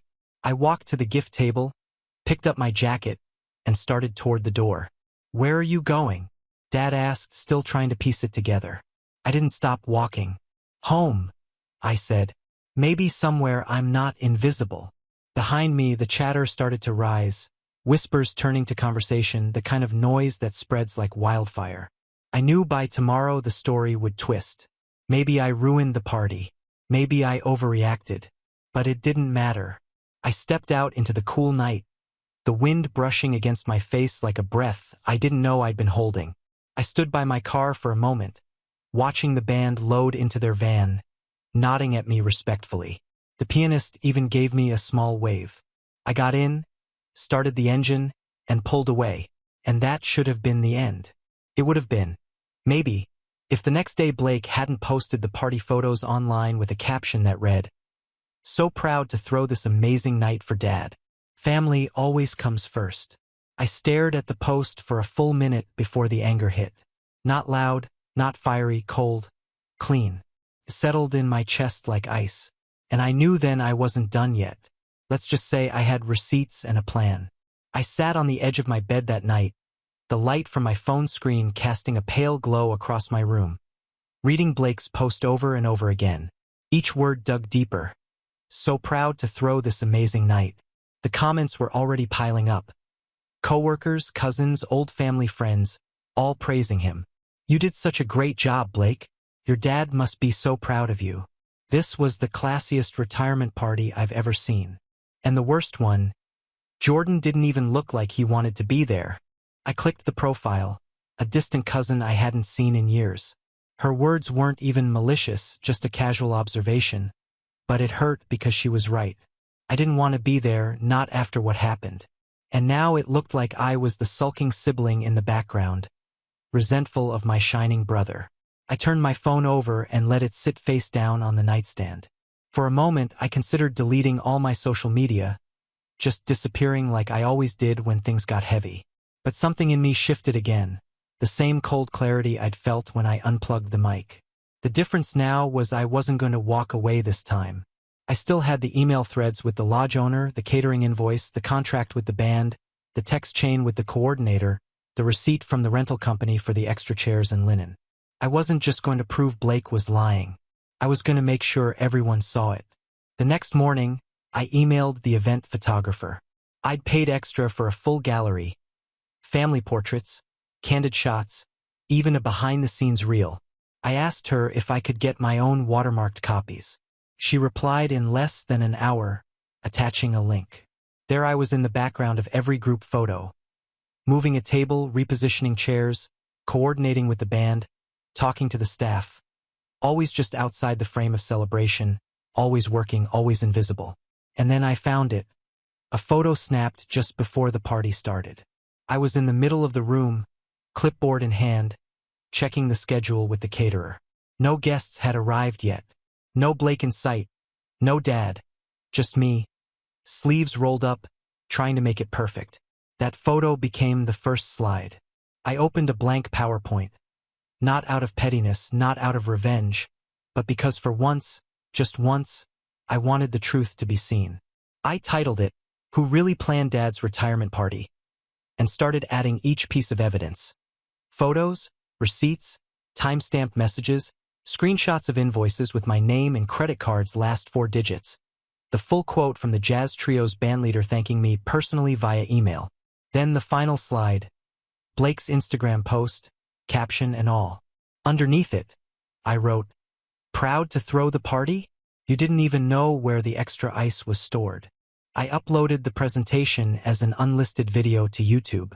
No fancy editing, just slides and some quiet piano music playing in the background. I called it "The Truth Behind the Party" and set the description to, "Just in case anyone was curious who actually planned the event." Then I posted the link in a single comment under Blake's post. No explanation, no drama. Just, thought this might clear things up. I logged off and waited. It didn't take long. The first few reactions were cautious. An aunt messaged me privately, "Is this real?" A cousin commented a confused emoji under the video. Then the tide started to turn. Someone from Dad's work shared the link in the retirement group chat. One of Blake's friends messaged me, "Dude, seriously?" And then another, "This makes him look really bad, man." By evening, Blake had deleted his original post, and that's when the phone calls started. Lily called first. "Jordan, what are you doing?" she demanded. "This is just going to make things worse." I kept my voice calm. "Worse for who?" "For everyone," she said. "You made your point. Okay, just take it down." I didn't. A few hours later, Mom called. She didn't even try to hide her disappointment. "You're embarrassing your brother. Your father doesn't need this drama right now." I almost laughed. He didn't seem to mind the drama when Blake was getting credit. "Why didn't you just say something earlier?" "Because no one would have believed me. Or worse, no one would have cared." She didn't have a reply for that. Just silence, then a sigh. It was Dad who surprised me. He didn't call, he showed up. I heard a knock on my apartment door the next morning. It was still early, before I'd even gotten dressed. I opened the door, half expecting another lecture. But there he was, standing in the hallway with a paper coffee cup in one hand and an envelope in the other. He looked tired, like he hadn't slept. "Can I come in?" he asked. I nodded wordlessly and stepped aside. He didn't sit down, just walked to the window and looked out for a moment before turning back to me. "I didn't know," he said softly. "I swear to you. I thought..." "Blake," he told me. "I know what he told you. I said. He paused, eyes scanning my face like he was seeing me for the first time in years. I guess I just didn't think. He trailed off. Didn't think I'd do something like this? I asked. Didn't think I'd care enough to make it happen? Or didn't think I was capable of it? He winced. I didn't think, Jordan. That's the problem. I didn't say anything. I let the silence do the work. He looked down like the weight of the envelope in his hand had just hit him. I can't fix what Blake did, he said. But I can start by giving credit where it's due. He held out the envelope. Inside was a letter, handwritten, an apology. A real one. No generic sorry you felt that way fluff. Just raw honesty. He said he was ashamed of how blind he'd been, that he'd let habit shape his understanding of his kids, that he was sorry for making me feel invisible. And at the bottom, a single line. You planned the best night of my life. And I almost never knew it. I stood there holding the letter, emotions crashing against each other. It wasn't revenge, not really. It wasn't even justice. But it was something I'd never gotten before, acknowledgement. Still, this story isn't finished yet because Blake wasn't done either. Dad's apology meant more than I expected it to.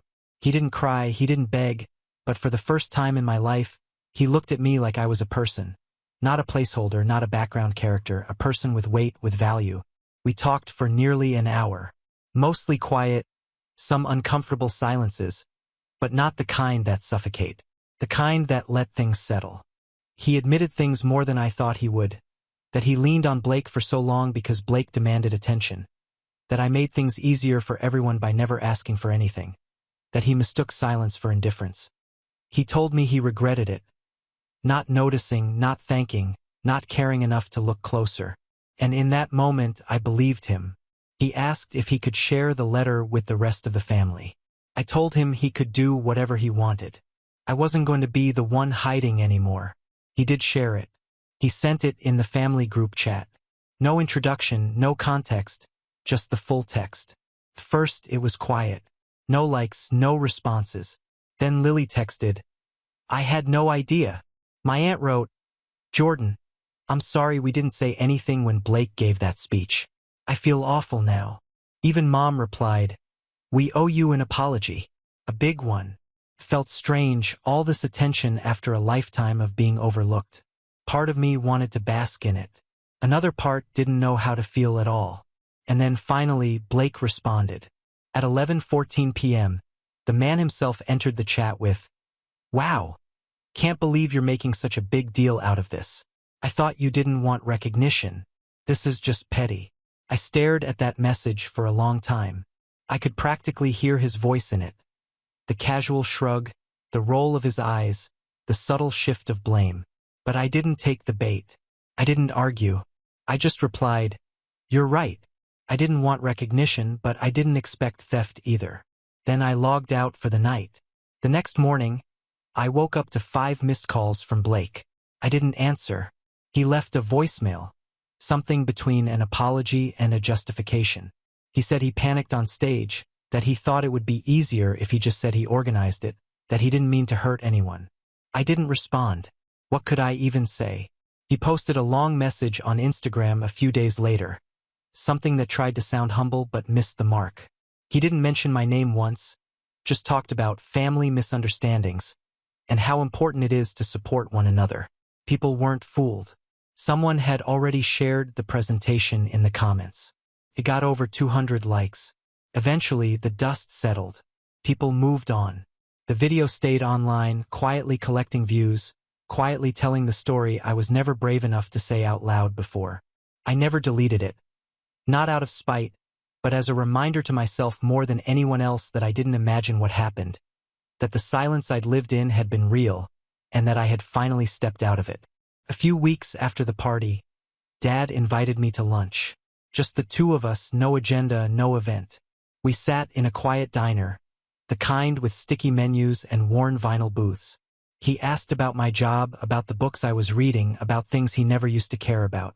At one point, he said, I was so focused on the kid who shouted for attention, I forgot to listen for the one who didn't.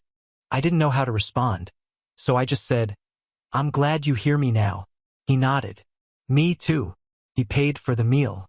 As we were walking out, he asked if we could make it a monthly thing. I said yes. As for Blake, we didn't talk for a while. Not until Lily's birthday in June, when we all ended up at the same gathering. He kept his distance at first. I didn't go out of my way to talk to him either. But near the end of the night, as people were leaving, he came over. He didn't joke. He didn't deflect.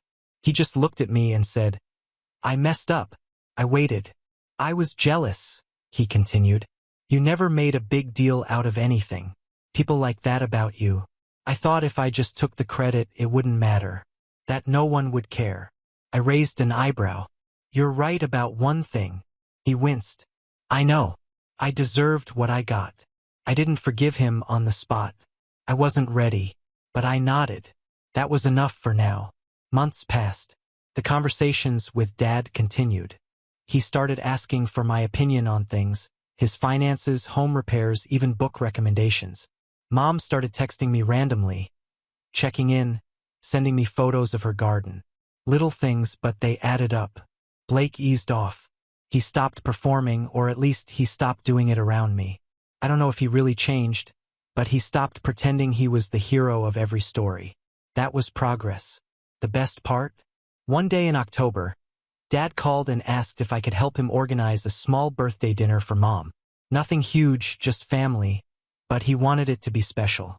He said, "I'd like you to take the lead. You always think of the details I miss." I paused before answering, not because I was unsure, but because that one sentence meant more to me than any party ever could. "I'd love to," I told him, and I meant it. In the end, I didn't want revenge, not really. I just wanted to be seen, to be valued, to matter. And for the first time in my life, I finally do. Not because I raised my voice, not because I made a scene, but because I stood up and told the truth calmly, clearly, and without backing down. Sometimes the quietest person in the room holds the loudest truth. Now on to the next story. Story 5. My name's Daniel. I'm 29. And if you've ever found yourself sitting at a folding stool near a public bathroom at a family event you helped pay for, wondering how you ended up being treated like an afterthought by people who used to braid your hair or teach you how to throw a football, then yeah, you'll probably understand this one. It all started with my cousin Melissa's wedding. Melissa and I were tight as kids. She used to call me D. And we had this little game where we'd swap lyrics to pop songs until someone messed up. But that was back when life was simpler, before college, before money, before her mom and Sylvia started treating my side of the family like the charity branch of the family tree. My parents never had much, but they gave what they could. My dad fixed cars. My mom worked nights at the hospital. I got through school on a scholarship, paid my own way, and eventually started a small IT consulting business that, after years of grinding, finally took off. But success changes how people look at you, especially family. Suddenly, you're not the quiet one or the nerd. You're the one who's doing well, which quickly turns into the one who can help out. And faster than you can blink, you're the invisible wallet everyone thinks they're entitled to. Melissa got engaged to this guy named Brett. Tall, smug, with that kind of beard that looks like he watched too many business podcasts. Whatever. I didn't judge. I got the invite months ahead. A fancy card wrapped in twine and a wax seal. I figured she wanted me there. I was wrong. 2 weeks before the wedding, I get a call from Aunt Sylvia. I could already hear the fake warmth in her voice. "Oh, Daniel, we're just so excited to see you at the wedding." Melissa was wondering, would you be willing to help with a few expenses? Nothing big, just the cake and the photographer deposit. I should have said no. I should have remembered the way Melissa hadn't really called me in the last year, or how Sylvia only ever reached out when something was needed. But I was tired. It was late. And something about hearing my aunt use that gentle, syrupy voice made me say, "Sure. Just let me know the numbers." She sent over a spreadsheet, a literal spreadsheet, and I stared at it in disbelief. The little help was $4,100. $1,700 for the cake and desserts, $1,300 for the catering deposit, and the rest for miscellaneous venue fees. I paused. I hovered over the reply button, but then I thought, this is Melissa's wedding. Maybe I'll finally be seen again. Maybe it'll mean something. So I paid. No thank you note, no call. Just a short received email from the planner. Wedding day came fast. The venue was beautiful. A rustic barn, floral arches, and fairy lights strung across wooden beams. I arrived 15 minutes early, wearing the suit I reserved just for family events. The one I keep trying to outgrow with gym visits that never quite stick. No one greeted me. No hugs. No, "Hey Dee, you made it." Instead, I saw Melissa across the courtyard in her gown, radiant, laughing with a cluster of friends and family. I raised a hand, but she didn't notice, or pretended not to. I found my name card on the seating board. It was tucked on the bottom right corner. Daniel Evans, table 8. Now, if you've been to weddings, you know the closer your table is to the cake, the closer you are to the family circle. I looked around. Table 1 was up front, right near the couple. Table 8, it was barely indoors. I made my way over and froze. Table 8 wasn't a table. It was a bar stool near the staff exit, right next to the bathroom line. My heart sank. I stood there for a second, trying to convince myself it was a mistake, that maybe someone moved things around. But then I heard her voice. "Oh, good. You found your seat," Melissa said, appearing beside me. "We just had so many guests show up, we had to make some adjustments." I looked at her. "A bar stool by the bathroom?" She gave a sheepish shrug and said, "Well, Brett's cousin flew in from Miami and my college roommate came last minute. You understand, right?" I didn't respond. I just nodded quietly. She smiled like I'd just done her a favor, then walked off. I sat. The metal stool rocked a little every time someone flushed. I stared at my glass of water, wondering how I could have been this naive. 10 minutes later, a server passed by with drinks. I asked if I could get a wine. She blinked. "Sorry, you're not on the drink list. You'll need to go to the cash bar." I stared at her. "I'm not on the list?" She nodded. This area wasn't part of the catered zone. Cash bar, no wine, a stool, no family, just me. An hour later, it got worse. Dinner was being served in courses. Plates were brought out. Beef medallions, grilled vegetables, artisan rolls. I was skipped twice. When I flagged a waiter, he hesitated, then said, "Oh, sorry. I was told you were self-catered." I laughed, thinking it was a joke, but his face didn't change. Self-catered?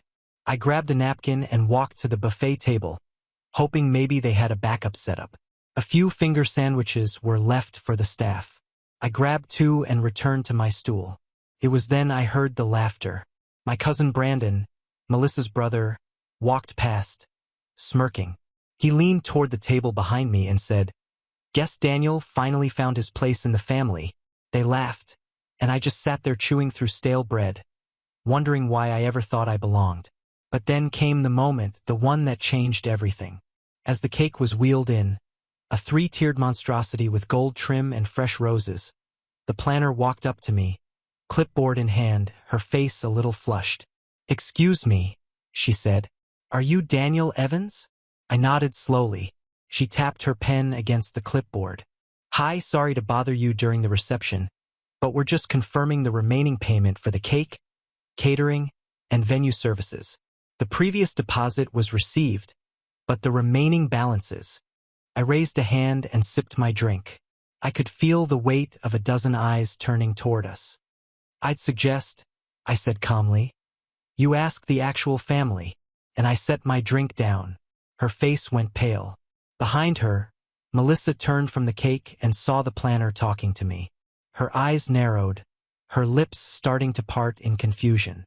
I could feel it, like the moment before a storm when everything goes still and cold. Melissa blinked twice, then handed her bouquet to a bridesmaid and began striding over. I could tell the planner was getting nervous, glancing between me and the bride, unsure of what exactly she just walked into. "Daniel," Melissa called, her voice rising just loud enough to draw the attention of the nearby tables. "What's going on? Is there a problem?" I turned to face her slowly, careful to keep my expression neutral. There was a time I might have folded in moments like this, smoothed it over, shrunk myself. But not tonight. The planner wanted to know who'd be covering the remaining $4,100, I said casually.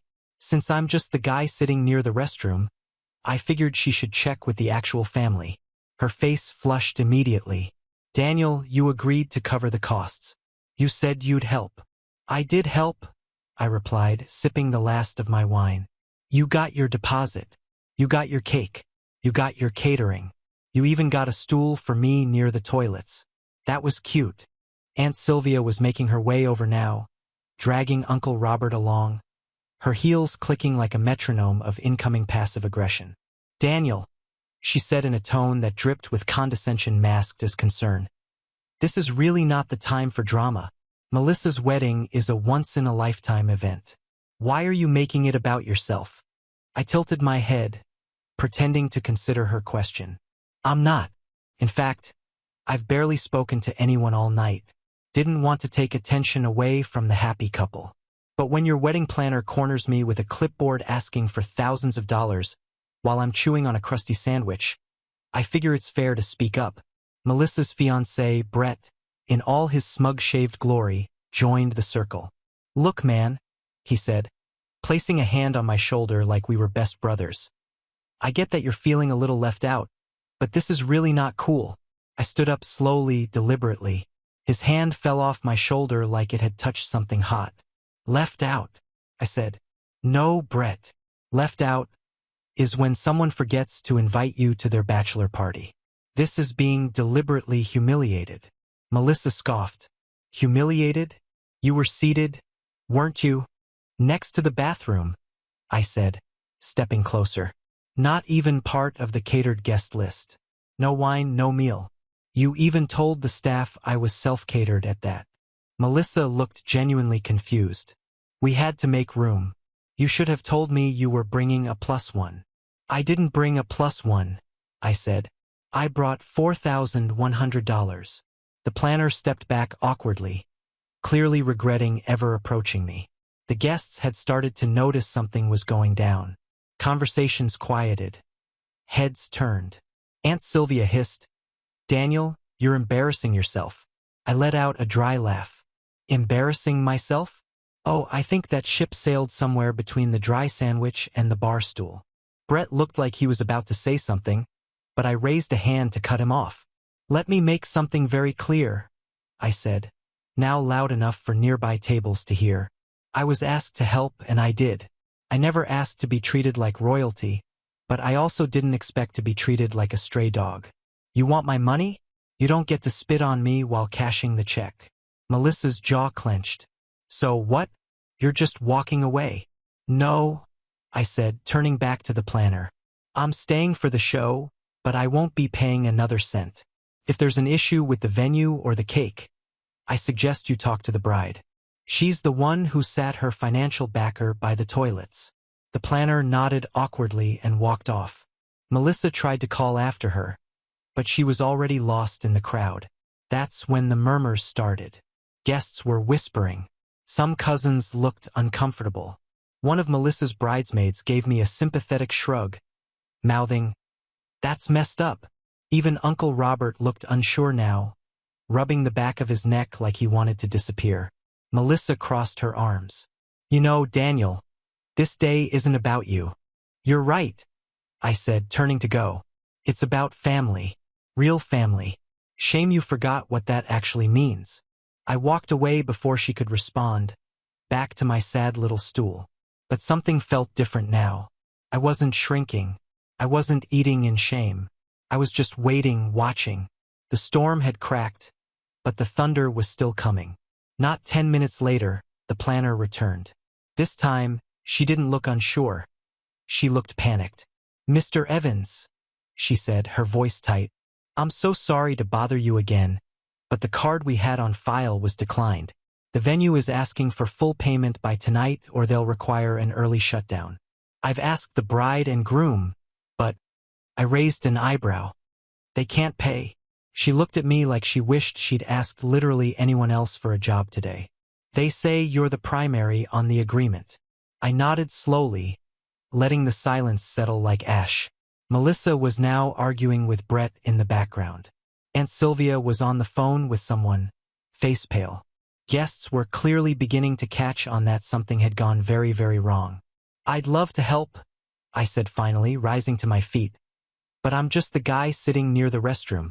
Remember, The planner gave me a strange smile, the kind people give when they're about to cry in a walk-in freezer.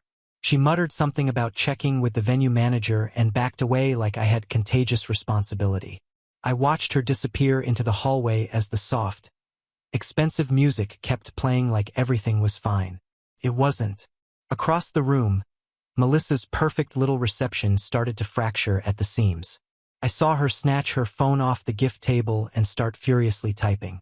Brett, looking less like a groom and more like a panicked intern, was pacing by the bar. Guests were pretending not to notice, which made it more obvious. Whispering, side glances. One of the older guests, Aunt Nancy, I think, actually leaned over to my dad and asked, "Is everything okay?" Melissa looks like she just found out the honeymoon got canceled. Dad just shrugged. He didn't know the details.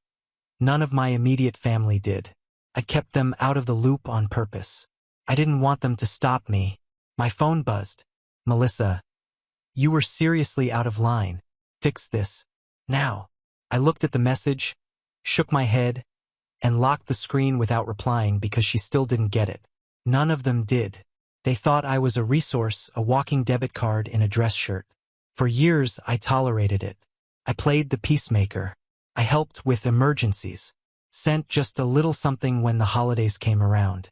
Stayed quiet when my name got conveniently skipped over during public thanks. But not tonight. Tonight, I'd finally drawn a line. And the fallout had only just begun. From the corner of my eye, I saw Aunt Sylvia now whispering to Uncle Robert with that frantic tone rich people use when they realize something they thought was handled by the help is now a full-on liability. Then the DJ's mic crackled. "Ladies and gentlemen," he said, clearly improvising, "if we could ask everyone to return to their seats for the couple's first dance." That was not the plan. I remembered the itinerary on the fancy trifold card at each place setting. The first dance was supposed to come after dinner. They were stalling. Sure enough, a few of the catering staff had stopped serving. Some were in a huddle near the kitchen doors. One guy, a boozer barely out of high school, walked right out the front with his apron still on. I stood up and walked toward the back of the room where the planner had gone. I passed table 3, where one of my second cousins leaned toward me and muttered, "What's happening?" Like this was a soap opera and I was the main character. At the hallway entrance, I stopped just short of the open door to a small office labeled Venue Manager. Inside, the planner was sitting on the edge of a desk, hands fidgeting. A man in a suit, probably the manager, was flipping through the contract folder, sighing. "No, it's not covered," he said, clearly annoyed. The card on file was only for the deposit. Balance due was scheduled for tonight. If that payment doesn't go through, we'll have to halt services. That includes catering, DJ, everything. I waited until he finished speaking before I knocked lightly and stepped inside. "Sorry to interrupt," I said, "but I thought I should make something clear." The planner straightened up. "Mr. Evans. Daniel." The manager gave me a cautious glance. "I'm not paying the rest," I said. "I was asked for a deposit as a gift. That's it. The agreement should have their names on it too, right?" The manager tapped the folder. "It does. Bride, groom, and you. Then you'll have to take it up with them," I said. "I'm done being their wallet." The manager leaned back in his chair and crossed his arms. "Understood. In that case, we'll need to suspend services if no payment is made within the next 30 minutes. The planner looked like she might cry. "This is going to be messy." I gave her a sympathetic smile. "Yeah, that's how truth usually feels the first time it's said out loud." Then I walked out. Back in the reception area, Melissa was standing near the cake table, phone still in hand, fury radiating from every inch of her. She caught sight of me immediately and stormed over. "Daniel, we need to talk." "Let's," I said calmly, stepping a few feet away from the guests, but not so far we couldn't be overheard. That was important now. I wanted witnesses. "You agreed," she hissed, "to help with the wedding. You can't just back out in the middle of it." I raised an eyebrow. "Help, not fund. There's a difference." "But you paid the deposit." "I did. And then I got demoted to barstool duty.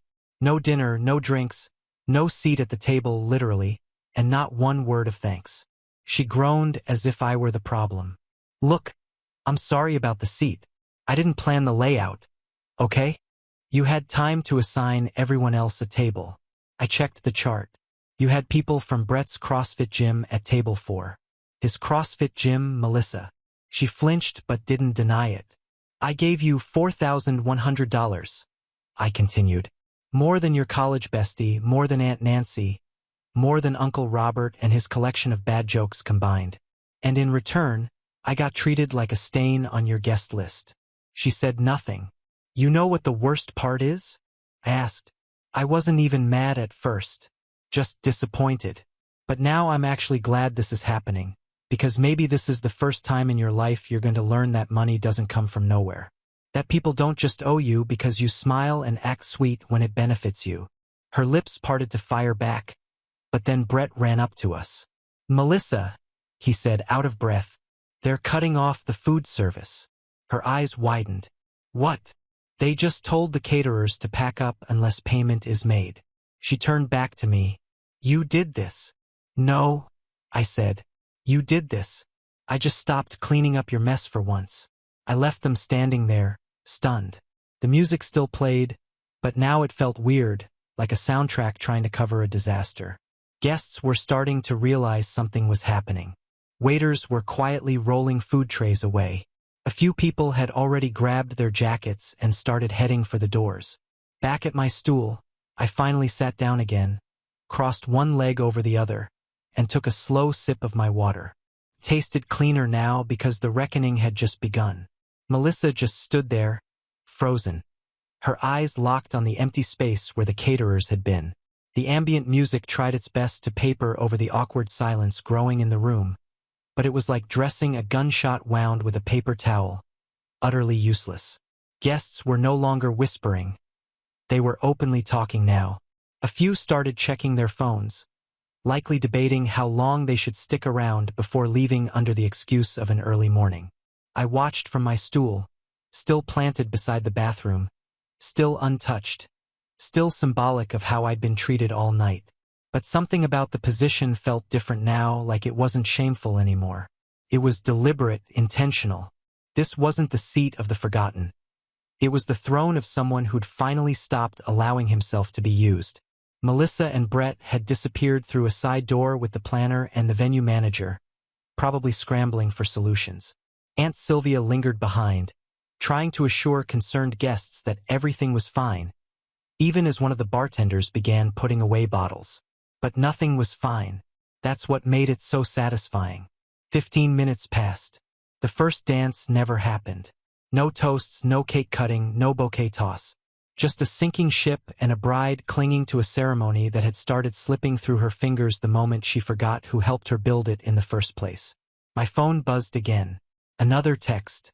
Melissa, please come talk to me. We can fix this. Don't do this to me. Not us. Not the wedding.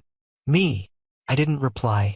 Instead, I stood up and walked over to my dad, who was sitting quietly at a nearby table, looking like he was trying to pretend none of this affected him. You all right? I asked gently. He looked up. Should I be asking you that? I smiled. Actually, I feel better than I have in years. He nodded slowly, studying me. Then, almost to himself, he said, About time. That caught me off guard. What do you mean? I asked. He gave a small shrug. You've always been generous, Danny. Too generous. Even when people treated you like furniture, you just kept showing up. I don't think you ever realized they stopped respecting you a long time ago. That hit hard. He patted my shoulder. But tonight, you made sure they noticed. Just then, the side door creaked open again. Melissa emerged first. Her hair was slightly frizzed, makeup not quite smudged but no longer picture-perfect. Brett followed behind, red in the face, jaw tight. The planner looked like she wanted to teleport out of existence. Melissa walked toward me directly. She stopped a few feet away, trying to force a smile, though it came out more like a pained grimace. Daniel, she said, can we talk just for a minute? I stayed still. Whatever you need to say, you can say it here. She looked around. Guests were watching. Of course they were, but she was beyond pretending now. I didn't think this would happen, she said, eyes welling up. I didn't think you'd do something like this. That hit me harder than I expected, but not in the way she probably hoped. No, Melissa, I said, keeping my voice steady. You didn't think. You assumed. You assumed I'd keep paying while being treated like an inconvenience. You assumed I wouldn't speak up, that I'd just smile through it like always. She opened her mouth, then closed it. There was nothing to say. We just spoke to the venue manager, Brett chimed in. They're giving us until midnight to wire the rest of the funds or everything shuts down. I nodded and he blinked. Well, we're asking if you can. No, I said, cutting him off. You're not asking. You're expecting. Melissa's eyes were pleading now. Danny, please. This is my wedding. And this was supposed to be a celebration of family, I replied. But the moment you decided I wasn't family enough to sit at a table, or to get a meal, or even a glass of wine, you made your choice. I didn't mean to hurt you. That's the thing, I said quietly. You didn't even think it could hurt me. There was silence between us. I won't make the payment, I said finally. You'll need to figure something else out. Melissa's face crumpled then, tears forming, jaw quivering. It wasn't a performance anymore. This was panic. Real panic. And it didn't feel good to watch. I didn't hate her. I didn't want to. But I also wasn't going to rescue her from the consequences of her actions. She turned away. Brett followed behind, muttering something under his breath I didn't bother catching. The next hour was a slow, surreal collapse. The music faded out. The DJ quietly began packing up. A server wheeled the untouched cake away after a hushed conversation with the planner. One of the bridesmaids started crying. Uncle Robert left without saying goodbye. Aunt Sylvia finally stopped smiling and instead pulled Melissa into a quiet corner, probably to deliver one of her signature passive-aggressive scoldings about appearances. Eventually, the venue manager announced the reception was ending early due to unexpected circumstances. That was the final nail. Most guests filtered out quickly, murmuring among themselves, offering awkward half-smiles to whoever was left. I stayed behind for a few minutes. My dad, mom, and a couple cousins from my side of the family stayed with me. We didn't say much, just sat there in the now too quiet hall, sipping coffee while chairs were folded up around us. Think she'll ever speak to you again? My cousin Leah asked quietly. Maybe, I said, when she learns what an apology sounds like. She nodded. Think she'll ever pay you back? That one made me laugh. The final poetic moment came as I was leaving. On the edge of the dance floor, I noticed the original seating chart, printed in calligraphy and framed in gold. I walked up to it. Sure enough, every name was there, elegantly scripted under their respective tables, except mine. I wasn't listed at all, not even at table 8. They hadn't forgotten me. They'd erased me. And now they were paying for it. Every cent of the $4,100 and then some. In embarrassment, in awkward explanations, in a ruined wedding story they'd have to retell every time someone asked, "So, what happened with the reception?" I walked out of the venue that night feeling lighter than I had in years. Not because I'd gotten revenge, but because I'd finally stopped volunteering to be hurt. They made me feel like I didn't belong. So I left, and for once I was proud of it. Now on to the next story. Story 6. My 7-year-old saw the family tree on my parents' hallway wall and said, "Where are we?" My mom replied, "Let's not ruin the moment." There were 38 names, everyone except me and my son. I took a deep breath and replied, "Then your name won't be on the list for the family vacation." And then panic started. I'm Grace, 35, a single mom to a 7-year-old boy named Caleb. We live in Asheville where I work as a financial analyst. It's just the two of us. My parents live about 20 minutes away. They're the kind of Southern family that prides themselves on tradition and Sunday dinners. My older sister, Lauren, lives 5 minutes from them with her husband and their 3 kids. My younger brother, Matt, is married too, struggling a bit with money ever since their second baby was born. So I help out when I can. I covered their rent once and bought them groceries more than a few times. I never thought of us as a perfect family, but I always assumed we were still a family until last Sunday. We were all at my parents' house for a casual get-together, just burgers on the grill and some iced tea. Caleb disappeared down the hallway while we were catching up, and a few minutes later he called out to me, "Mom, where are we?" I walked over to see what he meant, and there he was standing in front of the big wooden-framed family tree on the wall. It's been there forever. Someone had it custom-made years ago. Painted branches, little gold nameplates, organized by generation. Everyone always made a big deal about how beautiful and detailed it was. I looked at where Caleb was pointing and I didn't see us. There were 38 names spanning 5 generations. My parents, my sister, and her husband, all 3 of their kids, Matt, his wife, their new baby, even my dad's cousin who moved to Florida in 1994. But not me, not Caleb. I scanned every inch of it, checked under the branches, checked the corners like maybe someone added us small or off to the side. We weren't there. That's when my mom came around the corner. She glanced at the tree, then at me and Caleb and said, "Let's not ruin the moment." Like the moment wasn't already ruined. I didn't argue. I just turned and said the first thing that came to mind, "Then your name won't be on the list for the family vacation." Her face didn't change much, but I felt the shift in the room. That quiet drop in energy, like everyone just got real still because they knew what that meant. The vacation was my doing. I just received my end-of-year bonus. I booked a 7-bedroom beach house in Charleston for all of us. My treat. No one else had to pay a dime. I wanted it to be special for Caleb, to be surrounded by cousins, for us all to have a week that felt like what family should feel like. My sister was already planning themed dinners. My brother told me it was a blessing. They were counting on it. I was the one making it happen. No, I wasn't even on the damn tree. Lauren tried to jump in all calm and diplomatic, asking me to take a breath, that it had to be a mistake. Mom chimed in with some excuse about the artist not being finished yet, that it was just temporary, that of course we were part of the family, but no one had said anything until now. They had that tree updated months ago. It had been rehung, glossed over like some prized painting. There was time to add everyone else, but somehow not me, not my son. I told them I'd be canceling the vacation, or maybe just going with Caleb and some close friends instead. I wasn't about to fund a family event I wasn't even considered part of. That's when the real panic started. Matt's face went pale. His wife looked like she was going to cry. My sister started begging me not to make a rash decision. Dad finally came in from the patio asking what the hell was going on. And I just stood there listening to all of them defend what suddenly didn't feel like a family anymore. Deep down, I knew this wasn't just about a missing name. This was about something they'd all decided long before. I didn't wait for them to come after me. I walked straight into the kitchen and started pulling out the folder where I kept the vacation details. Every rental agreement, every confirmation email, all the things I'd been organizing for months.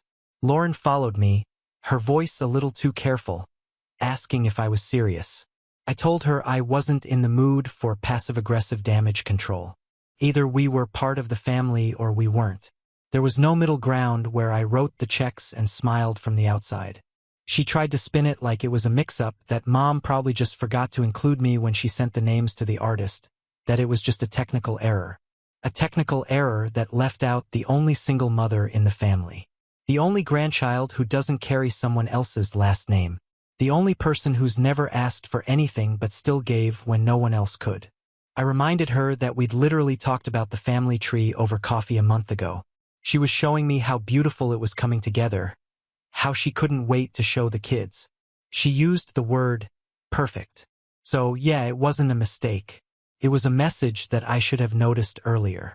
That's when Matt walked in holding his phone like he was about to read me a statement. He said, "Maybe we should all calm down and think about how this would affect the kids." My daughter was excited about the trip. Canceling it would crush her. I told him what I should have said years ago. Maybe you should have thought about your kids before letting your family erase mine. He stood there for a second like I'd slapped him. His wife wouldn't even look at me. I asked him if he remembered when they couldn't pay rent in April and I wired $1,200 without hesitation, or when I bought their toddler's car seat because they said they were tight for the month, or when they got COVID last year and I drove an hour to drop off groceries and diapers on their porch. Apparently, all that wasn't enough to earn a gold plate on a painted tree. Then he said something that actually made my jaw tighten. He said Caleb wouldn't even remember this kind of stuff, that I was projecting, that maybe this was more about me than him. I walked right past him, straight to my mom, who was sitting on the couch pretending to scroll her phone like we weren't tearing the family apart 3 feet away. I asked her one question. What? She said I was being dramatic, that the artist didn't have space for everyone, that they had to make decisions about who to include. So they made one, and now so would I. I told them I'd be canceling the family vacation immediately. I'd find a new place for Caleb and me to go. Maybe with friends, maybe just us, but no one else would be invited. Matt started getting nervous. He asked if I was serious, that they'd already requested time off, that they couldn't afford to plan another trip on short notice.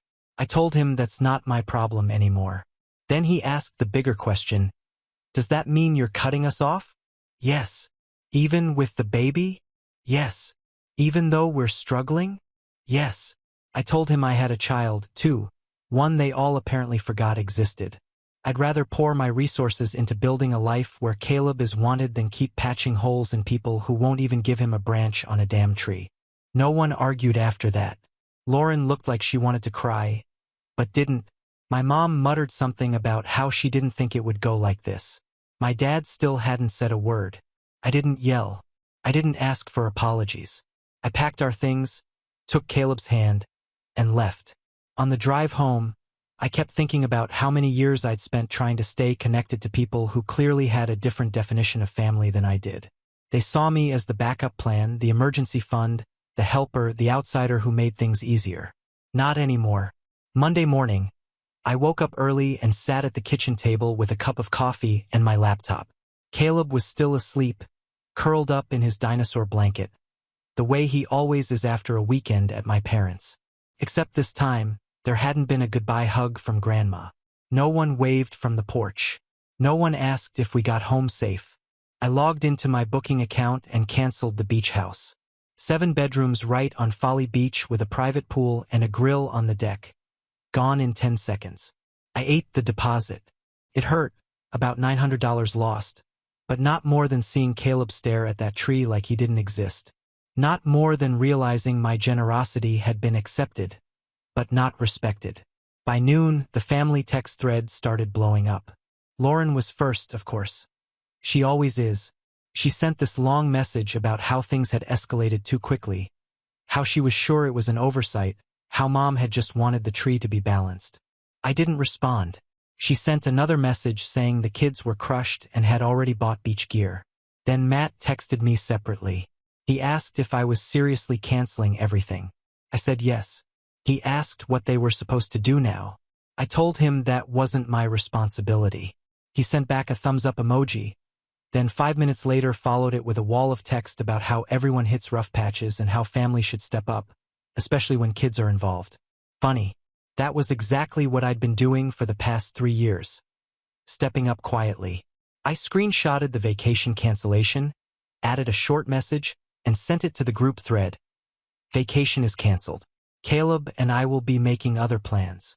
I'll also no longer be providing financial help to anyone in this family. Please don't reach out to me for support, favors, or money. Caleb and I will not attend family events unless we are explicitly included from the start. Then I muted the chat and closed my laptop. I expected silence. I got rage. That night, I had 6 missed calls from Matt and 2 from my mom. Matt left me a voicemail where he sounded half panicked, half pissed.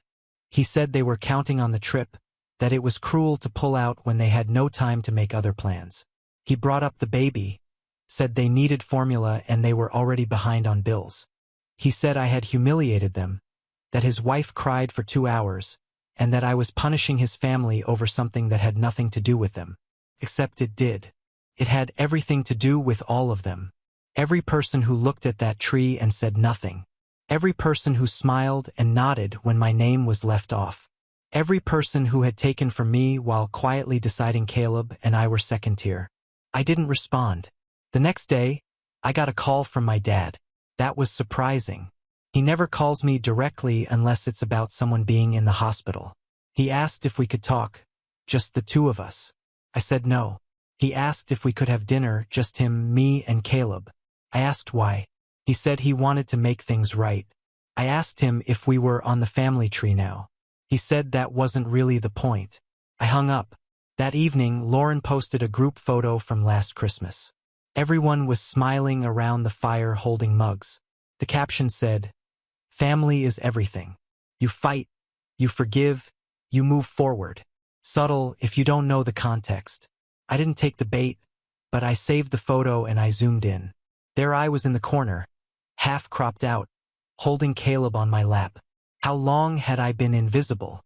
That Thursday, Caleb and I were eating frozen pizza on the couch when he asked if we were still going to the beach. I told him, not with everyone else, but yes, we'd still go. Just the two of us or maybe with friends. He thought about it for a minute, then asked if we could bring the metal detector we used at the lake last summer. I said, absolutely. Later that night, I booked us a new place. Just a little 2-bedroom cottage near Tybee Island, right on the sand. It had a porch swing and a kitchen and no one else's name on the lease. No group itinerary, no meal planning committee, no guilt-tripping texts, just me and my son. I've done enough bending to stay connected to people who never once reached for me. Now I'm done bending. I'm building something new for Caleb. Something where he never has to ask, where are we? Because wherever we are, we belong.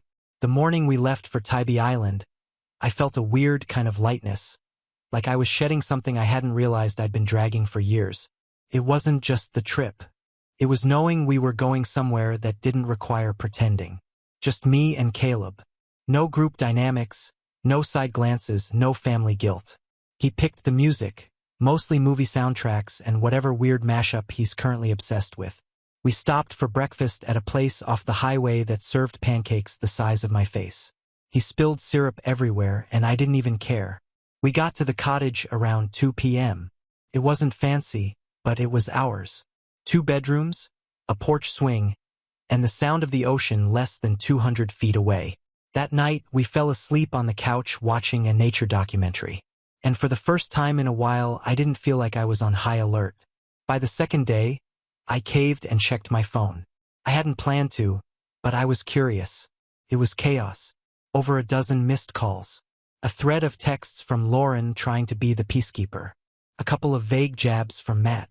One from my mom that just said, "We need to talk." I ignored them all. What I didn't ignore was the email. It came from a woman I barely knew, Rachel, the wife of Matt's best friend. I almost deleted it thinking it was spam, but the subject line caught me off guard. "You deserve to know what's being said." The email wasn't long, but it hit like a punch to the stomach. She said she wasn't trying to cause drama, but that Matt had been talking about me a lot. Apparently, ever since the trip got canceled, he's been going around telling people I had a meltdown, that I was unstable, controlling, bitter. Then he said something that made me stop reading for a full minute. He told them the reason my name wasn't on the family tree was because no one ever really knew who Caleb's father was anyway. I couldn't move. I just stared at the words. I didn't even feel anger at first. Just this cold, hollow feeling I couldn't shake. He hadn't just taken shots at me. He had gone after Caleb, a 7-year-old who had done nothing but try to belong. My son who still makes birthday cards for people who forget his. And I remembered how many times I had covered for Matt, how I had made excuses for him, paid his bills, held his secrets. That was over. I closed the laptop, walked outside to the porch, and watched Caleb play in the sand. He had no idea.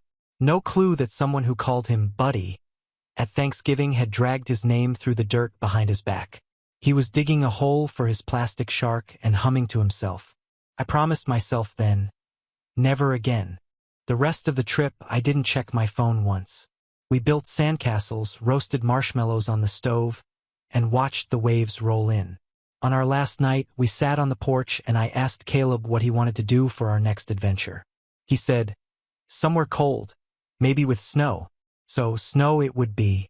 When we got home, I started organizing things. I printed the email. Then, I pulled bank statements and printed every transaction I'd made to help Matt over the last 3 years. Rent payments, grocery money, that time I covered their car insurance so they wouldn't lose their vehicle. Came out to over $14,000. Then, I did something I should have done a long time ago. I called my Uncle Alan. He's my mom's brother, the quiet one in the family. Not big on drama, but always observant. He's also on the board of a private elementary school here in Asheville.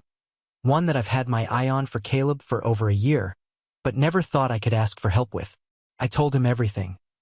Not just the tree, not just the vacation, but the years of being left out, the financial help no one acknowledged, and finally what Matt had said.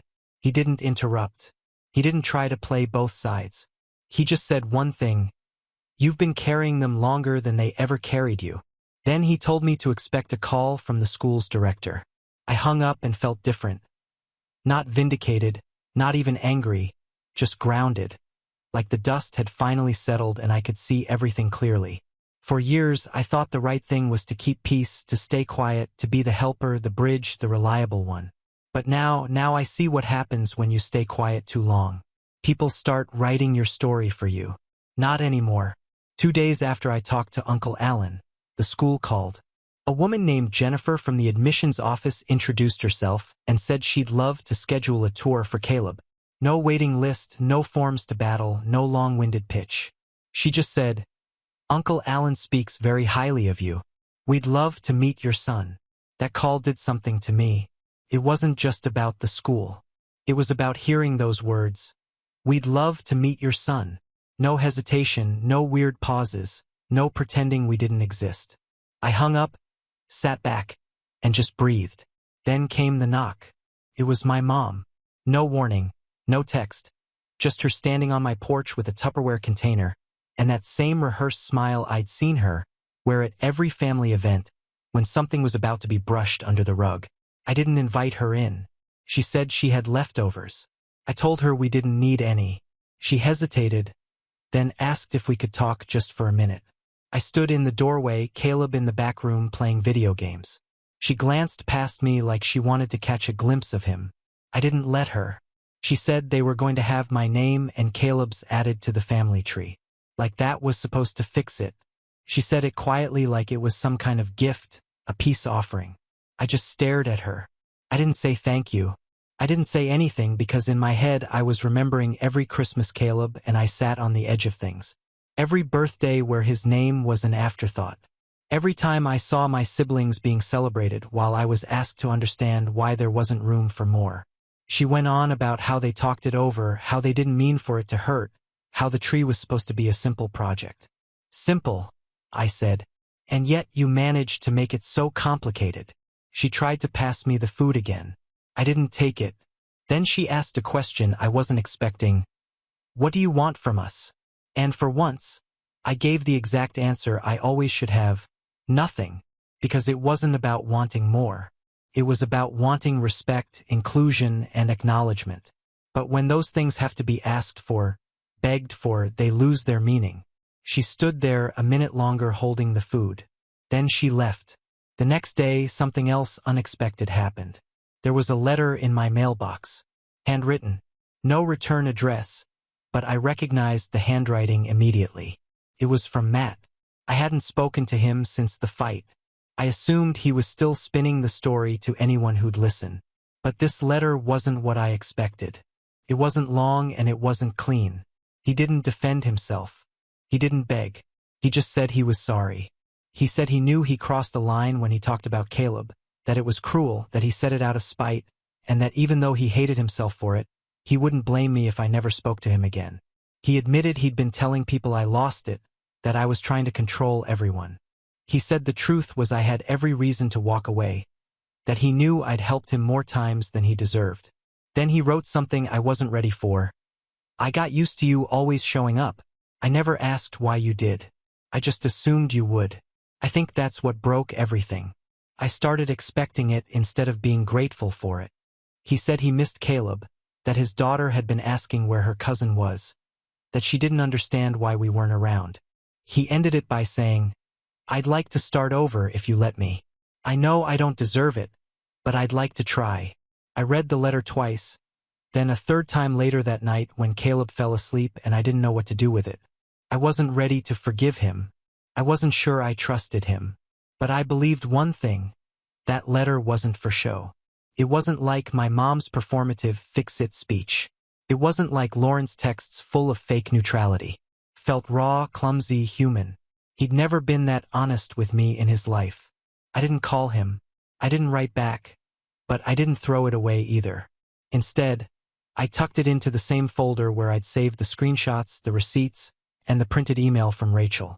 But this time, it didn't feel like evidence. It felt like the start of something different. Maybe not reconciliation yet, but something more than silence. I wasn't holding my breath. I wasn't waiting on change. But for the first time in weeks, the anger inside me didn't feel like it was burning through my skin. It just sat there quiet, waiting. And maybe, just maybe, that was the beginning of something new. I had already made peace with not seeing any of them again. That was my quiet decision after everything. I had no dramatic speech planned, no final confrontation, just a slow fade out. I was building a new life. More intentional, more honest, smaller, but real. And I liked it that way. So, when Caleb came home from school holding a construction paper invitation, I didn't even flinch. I assumed it was from one of his classmates. I didn't expect it to be from my niece, Matt's daughter. The handwriting on the envelope was crooked, her name written in purple marker with glitter around it. Inside was a folded invite for her 8th birthday party at the community park near the old elementary school. The one we used to walk to after church on Sundays back when we were still pretending everything was fine. Caleb lit up like it was Christmas morning. I hadn't seen him smile like that in weeks. He asked if we could go. He said he missed her, that they used to be cousin best friends, and they needed to play catch up. I wanted to say no. Everything in me wanted to say no. But then I looked at him and I realized I had protected him from enough. Maybe it was time to let him decide if he wanted to reconnect. This wasn't about me anymore. Not this part. So I told him we'd go just for an hour. The park was already busy when we pulled in. Streamers, balloons, folding tables, a unicorn piñata. Matt and his wife went all out. I parked across the lot and considered leaving my sunglasses on the whole time. The tension in my stomach didn't ease even when Caleb ran off to join the other kids. Already laughing, already back in his world. I stayed on the edge of it all, arms crossed, phone in hand, watching. Matt spotted me after about 15 minutes. He was by the food table holding a bottle of soda and talking to his wife's sister. He froze for a second, then slowly he walked over. No crowd, no spectacle, just him. He said, "Thanks for coming." I said, "We're here for Caleb." He nodded, then reached into his back pocket and handed me a folded sheet of paper. It was a new printout of the family tree. Same style, same border, but this time my name and Caleb's were there. Not squeezed in at the bottom, not added like an afterthought. We were right where we belonged, equal branches. I didn't say anything. I just stared at it. Matt didn't push. He said, "I know it won't fix everything, but it's a start. I'm sorry, Grace, for all of it." And then he walked away. I held that paper like it might disintegrate. I didn't know what I was feeling. Anger, relief, sadness. Maybe all of it at once. But I didn't move.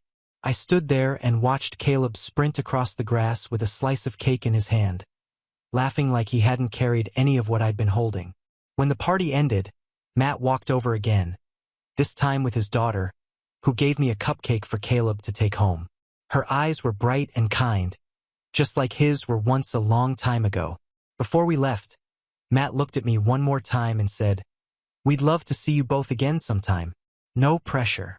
That night, Caleb fell asleep early with frosting on his chin and the cupcake box on the nightstand next to him. I sat at the kitchen table, turned on the lamp, and looked at the family tree again. It didn't fix what had been done, but it was different now because now it was a choice, right?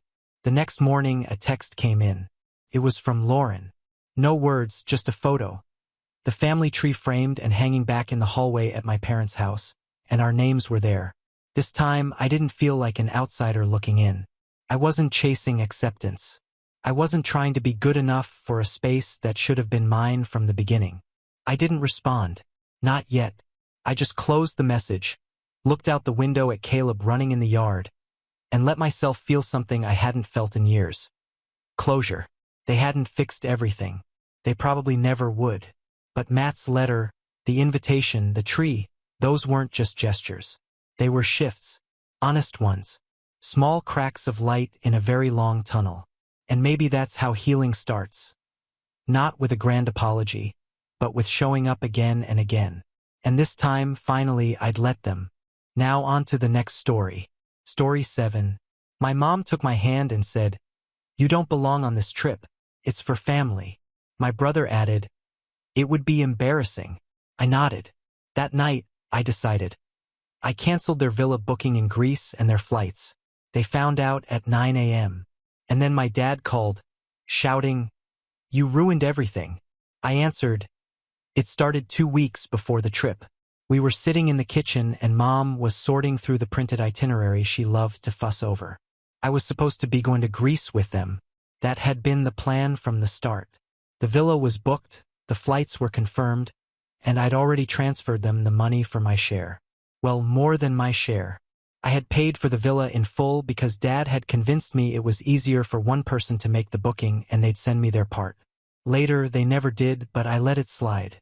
We'd been talking about this trip for months. It was the first real vacation we'd take as a family since I'd started running part of the family business. And honestly, I thought it was a way to reconnect. That afternoon, Mom suddenly reached over, put her hand on my wrist, and said I didn't belong on this trip. It was for family. I just sat there, unsure if I'd heard her right.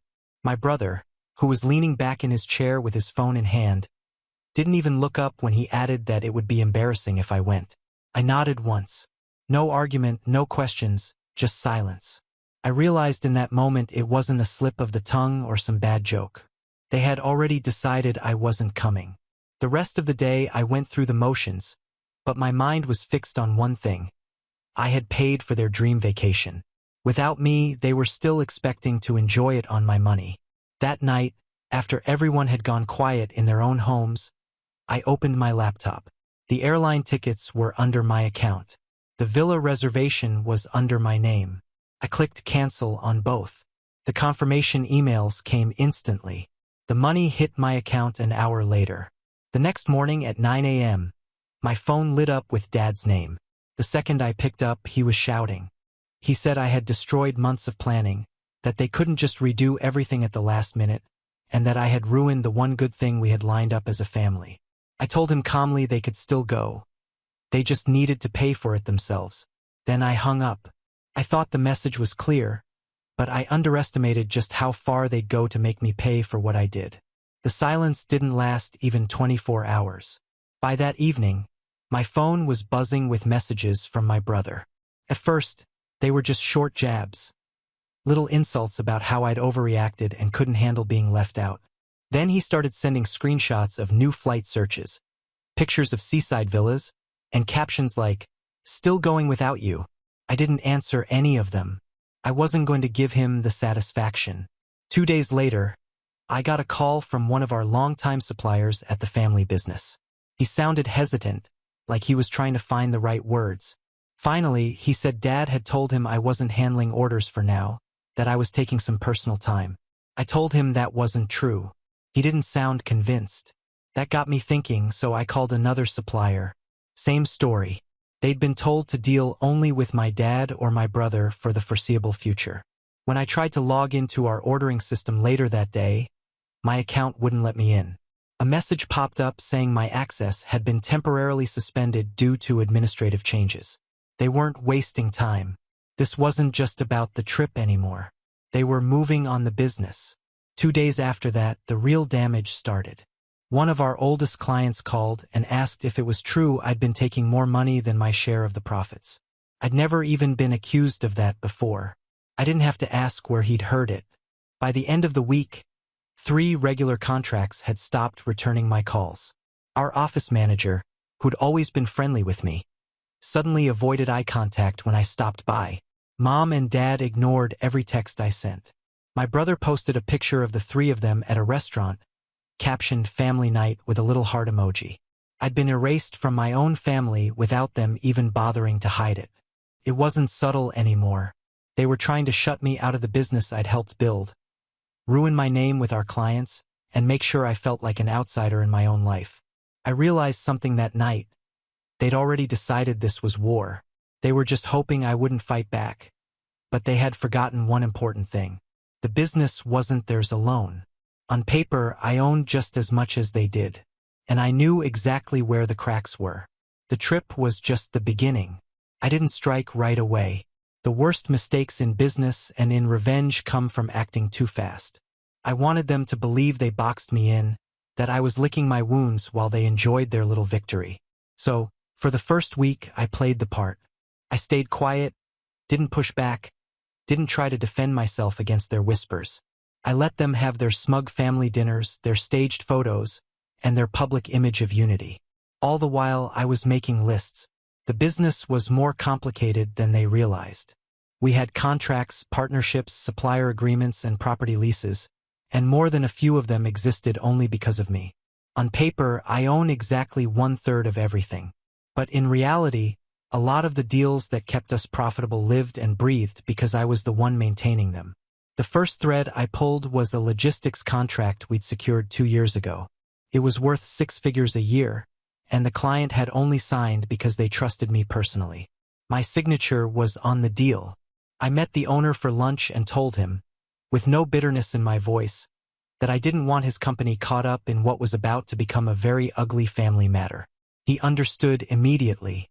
By the end of the week, the contract was dissolved. Then I turned my attention to the property. Our second location was running on a lease that was up for renewal soon. What Dad and my brother forgot was that both our signatures were required to lock it in. I visited the landlord myself, explained that I wouldn't be agreeing to the renewal, and told him he should start looking for a new tenant. He didn't ask questions. Losing that location would cut a hole straight through our operations. But that wasn't enough. I wanted them to feel it socially, too. So, I arranged quiet meetings with 2 of our oldest clients, people I'd known for years who had trusted me since day one. Over coffee, I laid out exactly what had happened. I didn't dramatize it, didn't exaggerate. The truth, stripped of any sugarcoating, was enough. I told them I didn't feel comfortable continuing our work together under the current circumstances. They agreed, and by the time I left, both had decided to move their accounts elsewhere. I knew how my parents would react once they caught wind of it. I was counting on it. Sure enough, 2 days later, my phone rang. Dad didn't even try to hide his fury. He demanded to know what I thought I was doing. I told him, word for word, fixing a problem. Then I ended the call before he could answer. It wasn't about hurting them for the sake of it. It was about showing them that I wasn't an accessory they could remove when it suited them. They had started this war thinking I wouldn't fight. Now they were about to see how wrong they were. The shock waves from my first moves hit faster than I imagined. By Monday morning, my phone was buzzing before I was even out of bed. My brother was calling from the office. His voice was tight, the kind you hear when someone's trying to sound in control but can't quite pull it off. 2 employees had quit that morning. No notice, no explanation. I knew both of them well. I trained them, mentored them. They didn't need to tell me why they'd walked out. By lunch, I'd heard from a client who said Dad had called to clarify that I was no longer part of daily operations. He made it sound like I'd stepped away voluntarily. They were rewriting the story, painting me as someone who had abandoned ship. That afternoon, I got a call from our accountant. She told me Dad and my brother had come into her office demanding my removal from certain accounts. They'd even tried to close one entirely. The problem for them was our ownership agreement required unanimous signatures. She wasn't calling to warn me out of loyalty. She just didn't understand why my own family was suddenly making moves to erase me like a disgraced ex-employee. I thought I'd seen the worst of it. Then a letter arrived the next day. Heavy envelope, thick paper, the kind that says trouble before you even open it. It was from a law firm I'd never heard of. The words misappropriation of company resources jumped out at me, along with a threat. If I didn't step down from the business voluntarily, they'd take me to court. I laughed at first. I'd done nothing wrong. Every cent in and out was documented. But lawsuits aren't just about being right. They're about draining you until you can't keep fighting. And they knew I wasn't the type to throw good money at a bad case. While I was still processing that, I got a call from Carlos, one of our longest-standing suppliers. He sounded uneasy.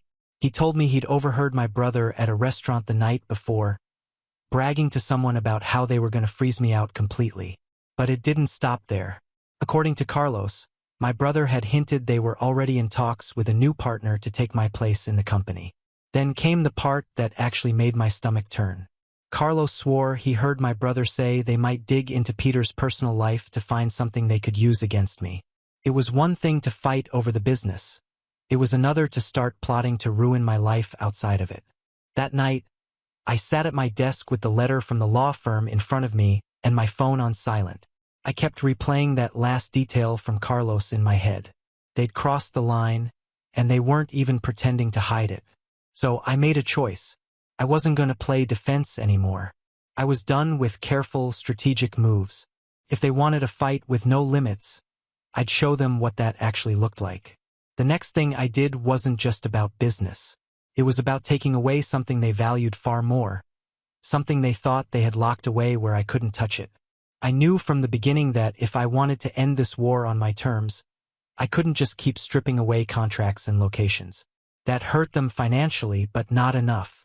If I wanted to make them feel real fear, I had to go for the foundation, their ownership itself. So I went digging. I pulled out my old hard drive, opened archived emails, and scanned through physical folders I'd kept in storage. Over the years, I'd quietly made copies of every major company document. Not because I thought I'd ever use them, but because I never trusted my family's habit of forgetting important details when it suited them. Buried in those files, I found what I was looking for. The buyout agreement from 10 years ago when we removed our former partner. I remember that time vaguely. I was young, still proving myself, and not involved in every meeting. But the paperwork told a different story. My parents hadn't paid for their share outright. They'd used a private loan from one of Dad's golf buddies, a man named Richard, who ran a small investment group. The loan was secured against their share of the company, with the agreement that if they defaulted, ownership would transfer to the lender. My share was untouched. I'd paid my part in full. The brilliance of that arrangement for me now was that the loan terms included a clause allowing the lender to demand repayment early if he felt the business was at risk. And thanks to everything I'd already done, I could make a strong case that the business was exactly that. I called Richard. I didn't threaten, didn't push. I just told him in calm, measured words that things in the company were unraveling, that my parents were making decisions that could damage profitability, and that if he wanted to protect his investment, now was the time to act. He listened, asked a few questions, and then almost casually said, "You're telling me I should pull the plug now?" I told him yes. 3 days later, my parents were served with formal notice demanding the remainder of the loan be paid in full within 30 days. I didn't hear from them immediately. Instead, my brother showed up at my apartment in the middle of the night. No text first, no knocking, just pounding on my door until I opened it. He was pacing like he'd been running on caffeine and rage for hours. He accused me of messing with things I didn't understand, which was rich considering I was the one who'd read every word of the loan agreement while he was out celebrating his promotion last year. When I told him I knew about the clause and that I'd been the one to make the call to Richard, he froze. He didn't even try to deny it. That was the moment it clicked for him. I wasn't playing to scare them. I was playing to win. The next week was a storm I watched from a distance. Mom called old friends, former colleagues, anyone with money trying to find a way to cover the loan. Most of them made excuses. A few hung up on her. Losing the logistics contract and the second location had already put a dent in our reputation. This only made it worse. By Friday afternoon, I finally got the call from Dad. His voice was flat, almost drained. No shouting, no bluster. He just asked what I wanted. I told him the truth. I wanted them out of the business completely. Every share, every right gone. There was a pause, and then he said, "We'll talk about this." I told him there was nothing to talk about. Then I hung up. The endgame had started, and I knew exactly how it was going to end. The 30 days on the loan notice became a countdown. I didn't have to watch. I could feel the pressure working on them without lifting a finger. I didn't call, didn't text, didn't even pass by the office. People brought me updates without me asking. Mom had been showing up to lunches she wasn't invited to, sliding into booths with acquaintances, trying to pitch them on a temporary investment opportunity. Some excused themselves halfway through. Others listened politely, but no one agreed to help. Word about what was happening had already made the rounds. No one wanted to get involved in a sinking ship. Dad had met with 2 investors in the space of a week. Both canceled follow-up meetings after I spoke to them privately. I didn't lie. I just told them the truth about the instability in the company and that they'd be stepping into a situation they couldn't control. Both backed away. My brother, meanwhile, tried to act like it was all under control. He was overheard telling someone that they had a plan and that I'd regret messing with the wrong people. But a few days later, one of our former employees spotted him sitting alone in a bar in the middle of the afternoon, nursing a drink like it was the only thing keeping him upright. On the 29th day, Richard called me. His voice was calm, almost entertained. He told me they hadn't paid a cent. The deadline was up tomorrow and he would be taking their shares of the business as collateral, exactly as the loan contract allowed. I didn't even need to think. I told him the moment the transfer was official, I'd buy the shares outright. He laughed and said he'd already had the paperwork drawn up. 3 weeks later, I was sitting in a conference room with a folder of documents in front of me. I signed each page without hesitation. The pen barely left the paper before I realized it. I had just gone from 1/3 owner to sole owner of the business. There was no grand confrontation, no shouting match, no begging. It was clean, clinical, irreversible. The first thing I did as sole owner was change the locks on every company property. I had security instructed to turn away anyone not on the approved list, and that list didn't include my parents or my brother. The second thing I did was send them an official notice through the company's attorney. It was short, professional, and cold. They were no longer permitted on company premises, nor to conduct business in its name. At the bottom was my signature, neat and final. After that, nothing. No phone calls, no texts, no angry outbursts, not even an attempt to plead. It was as if we'd been strangers all along, just people who happened to share a last name once. The business recovered faster than I expected. Clients who had walked away returned. Others signed on, curious about the change in leadership. For the first time in years, I could run things without worrying about someone undercutting me from the inside. Months later, I passed by the old family restaurant we used to visit on Sunday nights. Through the window, I saw them, Mom, Dad, and my brother sitting at a corner table. No smiles, no conversation, just 3 people quietly pushing food around their plates, looking like they were somewhere else entirely. I stood there for a few seconds watching them. I didn't feel the rush of victory I thought I would. I didn't feel guilt either. I just turned away and kept walking. We haven't spoken since, and I'm certain we never will.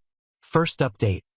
6 weeks after everything ended, the silence had settled into something I could live with. My parents and brother were ghosts to me now.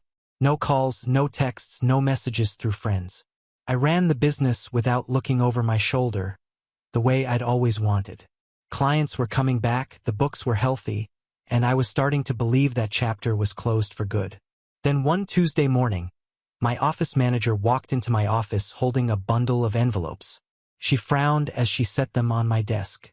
No return addresses, no company logos, all of them hand-delivered. She said the receptionist swore no one had seen who dropped them off. The first envelope I opened was from the county zoning office. It said they'd received multiple complaints about our main warehouse. Claims of excessive noise, traffic congestion, and even improper waste disposal. In 10 years of operating there, we never had a single complaint. I didn't need to guess who was behind it. The second envelope made my stomach tighten. It was a notice from the Department of Labor.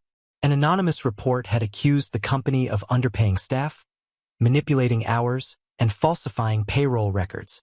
I knew it was baseless, but I also knew government investigations don't care if the claims are false. They dig, and while they dig, business slows. I opened the third envelope, expecting more bureaucratic nonsense. Instead, there was only one sheet of paper. In the center, one sentence was typed in bold. "You didn't win. This isn't over." The envelope itself gave them away. The handwriting of my name across the front was my brother's. I leaned back in my chair, letting that sink in. It wasn't enough for them to lose. They wanted to make me feel hunted even now. That afternoon, my attorney called with more bad news. Several of our biggest clients had been contacted anonymously. The caller claimed I was under federal investigation for fraud and that my ownership of the company was in question. 2 contracts had already been put on hold pending clarification. It was obvious now they'd shifted their attack. They couldn't touch the business legally anymore, so they were going to strangle it from the outside. Client by client, regulator by regulator, rumor by rumor. I'd spent months tearing down their influence from within. Now they were forcing me into a fight on a bigger stage, one that would get messy, public, and personal. If they wanted to go there, I'd take it further. And this time, I wasn't just going to protect the business. I was going to burn whatever was left of their reputation until there was nothing for them to hide behind. Second update. I'd learned one thing from all this. If you let people throw mud at you without hitting back, they start to believe their own lies. They wanted to play the rumor game. Fine. But I wasn't coming back with whispers. I was going to drown them in truth. Step 1 was paper. I went through the files I'd kept over the years. Not just business records, but personal ones. Copies of tax filings, old receipts, credit card statements I'd once been asked to help organize. At the time, I hadn't cared enough to do more than shove them into a folder. Now, looking at them with fresh eyes, I saw patterns everywhere. There were entire family vacations billed as client retreats on the company account. Thousands in clothing purchases listed as uniform expenses. My brother's sports car, the one with custom rims and a vanity plate, registered under the business fleet, even though he'd never driven it to a single meeting. And my parents had been using one of our rental properties for corporate housing when it was, in reality, a beachfront getaway they visited twice a month. I didn't need to invent anything. I just needed to give the right people a reason to look. So, I sent an anonymous packet to both the IRS and the state tax authority, neatly organized with dates, amounts, and documentation to back it all up. I didn't sign my name. I didn't have to. The paper trail spoke for itself. Step 2 was the public front. I reached out to a reporter from the local business journal, someone I'd once helped with a story about supply chain issues. I didn't reveal who I was. I just told him I had information on a well-known family business with questionable financial practices and a history of cutting out key partners. I dropped enough verifiable facts to keep him interested and gave him a few leads to chase. For days later, the first article went live.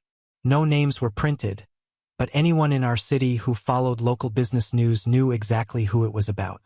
My phone lit up with messages from old acquaintances, not to ask if it was true, but to say they'd suspected it for years. Step 3 was personal. I called 2 of my dad's closest golf buddies, men he'd known since before I was born.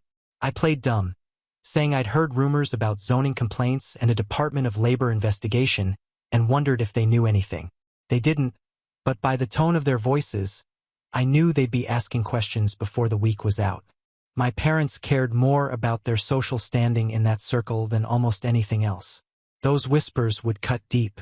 By the end of the week, I'd heard from 3 different people that my parents were laying low and avoiding the club for a while. My brother, on the other hand, wasn't laying low at all. He'd left a ranting voicemail, calling me every name he could think of and swearing I'd regret destroying the family. I deleted it without saving. They'd wanted a war. Now they had one. Only I was fighting on every front at once, and they didn't know where the next hit was coming from. What I was planning next wasn't just about money or reputation. It was about cutting them off from every safety net they'd ever relied on. And once that was gone, they'd have nothing left.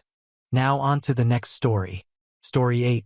On my birthday eve, my mom texted, "We used your tax refund to cover your sister's LA trip. She needed a break." Then added, "You don't really go out anyway." I just smiled, froze the refund routing, flagged the transfer, and reversed the withdrawal. At midnight, my sister's card got declined, and I was already logged off. I was sitting at my desk after work, half tired, half scrolling through my email when her text came in. "Mom." No greeting, no lead-in, just straight to the point. "We used your tax credit to pay for your sister's trip to LA. She needed a break." Then another one came seconds later, like it was meant to soften the blow or justify it. "You're not going out anyway." I just stared at it. My brain didn't catch up at first. I read it again, then once more. My tax credit, the one I'd filed for. My return. They used it like it was theirs, and they didn't even ask. For a few seconds I couldn't move, just sat there stunned. Then this weird sense of clarity hit me. It wasn't rage exactly. It was colder than that. Like something inside me stopped trying. Like a switch flipped. I stood up, walked to the cabinet, pulled out my backup laptop, and opened the financial portal I'd set up years ago when I started managing the family's paperwork. Dad never cared for it. Mom said it gave her a headache. My sister never knew the password. They'd forgotten I was still the admin. In less than 10 minutes, I froze the routing number linked to the tax credit, reversed the pending payout to the travel account, canceled the prepaid travel card assigned to my sister's trip. I flagged the entire transaction trail for manual review with the bank, citing unauthorized family access. It wasn't even a lie. Then I logged out permanently. She was supposed to land in LA the next day. Hotel booked, rental car reserved. All of it tied to that card. By the time she touched down, nothing would work. My phone started buzzing early. Calls from my sister, then Mom. I didn't answer. I made coffee, cooked eggs, ate in silence. The calls kept coming and I let them. I was finally enjoying something. They didn't see what they did as theft. That's the part that got me. They saw it as reallocating resources.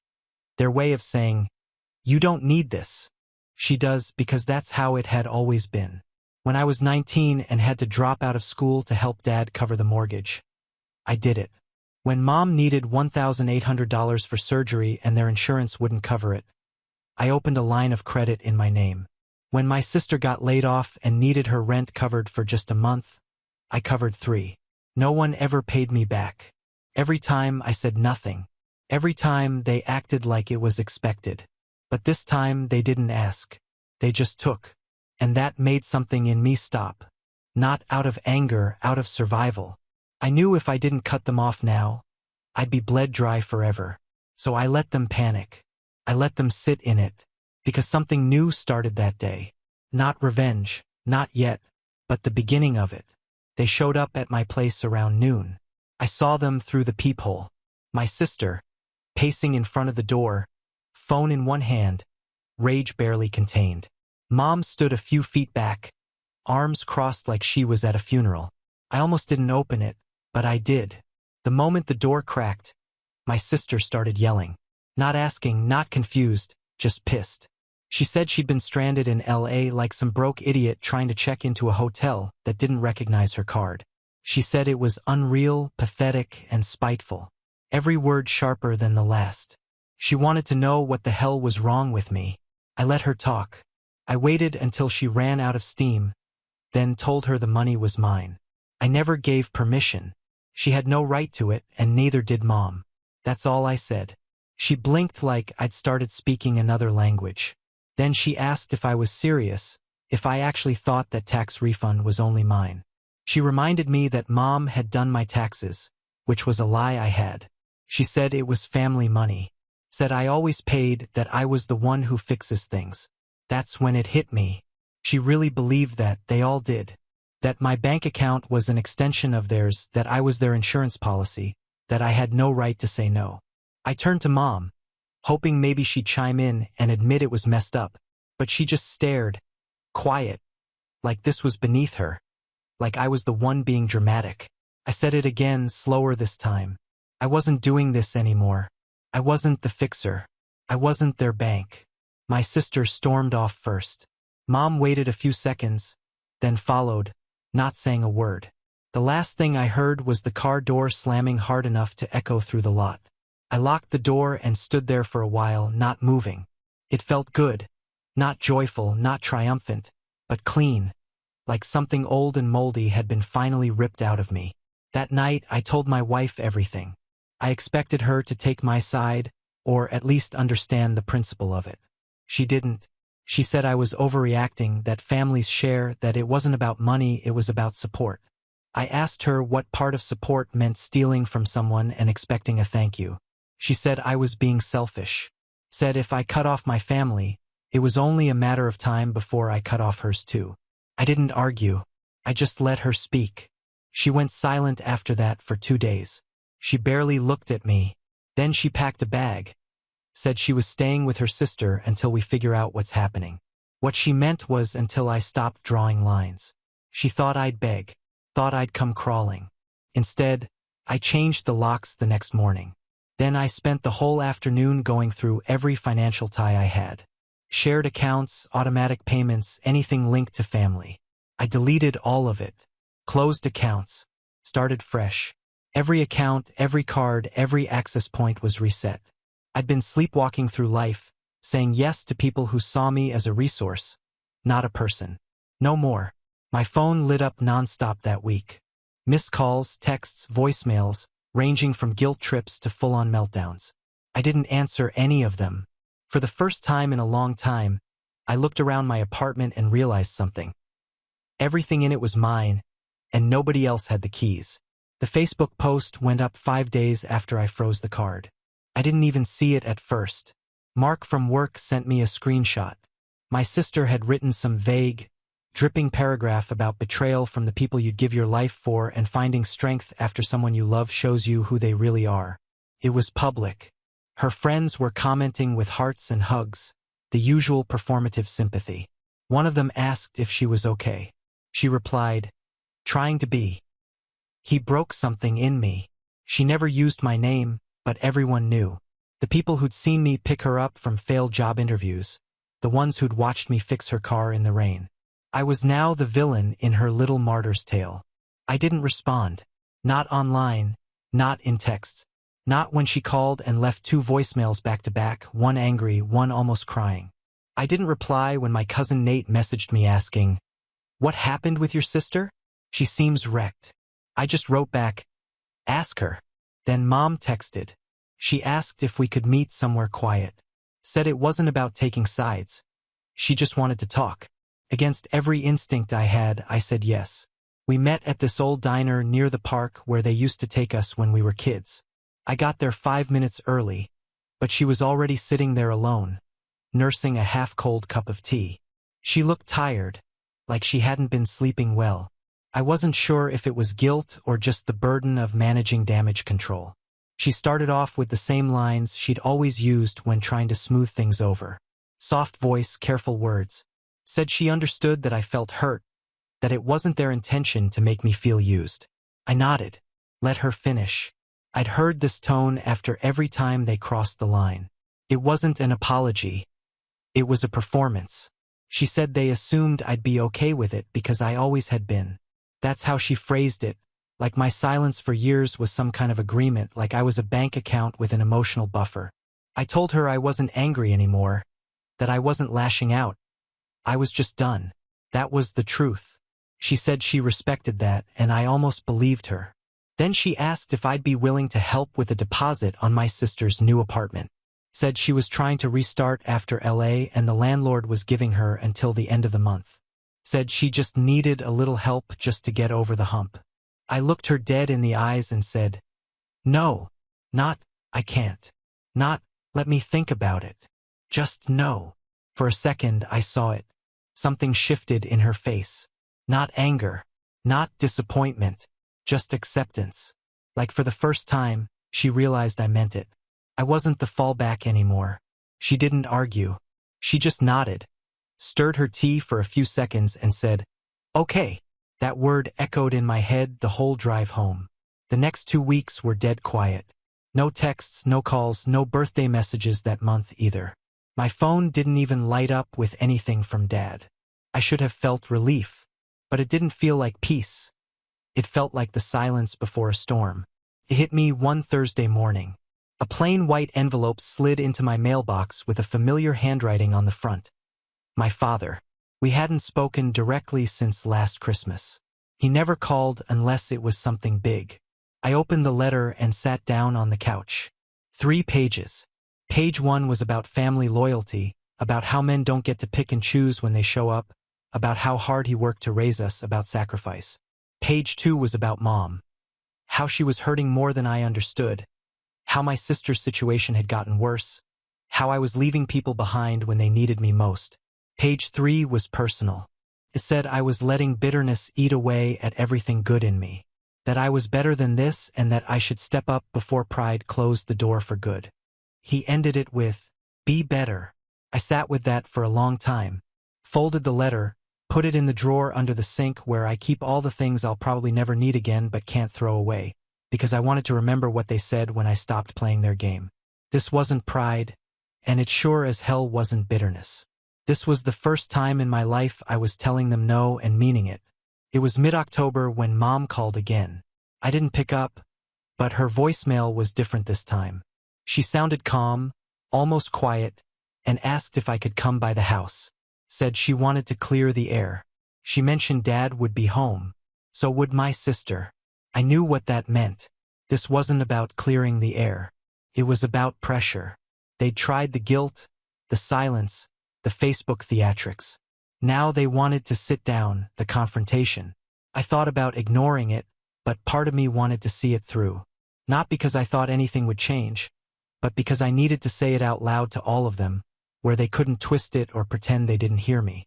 The house looked exactly the same, but somehow older, like time had started to rot the corners. I knocked once. Mom opened the door without a word and stepped aside. My sister was already camped on the couch, scrolling through her phone like this was some kind of chore. Dad was in his recliner, arms crossed, eyes on the muted TV. No one looked at me when I walked in. No one offered me a seat, so I stood. Mom sat down at the edge of the love seat and looked up at me. "We need to fix this." That's what she said. Simple, neutral, no accusations. No apology either. I let it pass. Then I told them I didn't come to fix anything. I came to tell the truth once, and then I'd be done. I said I wasn't their safety net anymore, that I wouldn't be paying off overdraft charges, booking surprise vacations, or pretending it was normal to watch my own finances burn while everyone else got what they wanted. I told them that every dollar I'd ever given them came with a silence I never should have offered. And from now on, the answer was no. No to rent, no to bailouts, no to gas money, no to just until payday. My sister scoffed without looking up from her phone and said, "Wow, dramatic." Dad muttered, "Guess you think you're better than the rest of us now." I didn't respond because I wasn't there to explain. I was there to draw a line. I turned to Mom and said, "This wasn't about being better. It was about being done. And if they ever wanted a relationship with me again, it wouldn't be built on guilt or handouts." For a second, the room was silent. Then Mom stood up and walked past me toward the kitchen. She didn't say anything dramatic or beg me to stay. She just said as she walked, "I hear you." That was the only sentence in that house that felt real. I turned to leave. My sister didn't lift her eyes. Dad didn't move. It was like they were frozen in the roles they'd always played, and I was finally stepping out of the script. As I pulled out of the driveway, I checked my phone. One message from my sister. "You're not a saint. You're just selfish." I stared at the screen for a minute. Then I blocked her number. Not out of anger, out of clarity, because being selfish was finally starting to feel like freedom. I was almost starting to feel normal again. Mornings were quiet. Nights were mine. I was cooking for one, watching movies I actually wanted to watch, and no one was siphoning money from me through guilt or entitlement. I'd even started sketching again, something I hadn't done since college.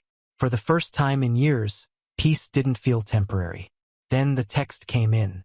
It was from my sister. "I know things are weird right now. I wouldn't ask if it wasn't serious. Can you help with a $350 vet bill? Max is really sick." Max, her cat. The one I paid for after she told me she needed emotional support when her ex moved out. I remembered how she cried when I surprised her with him. Swore she'd never ask for anything again.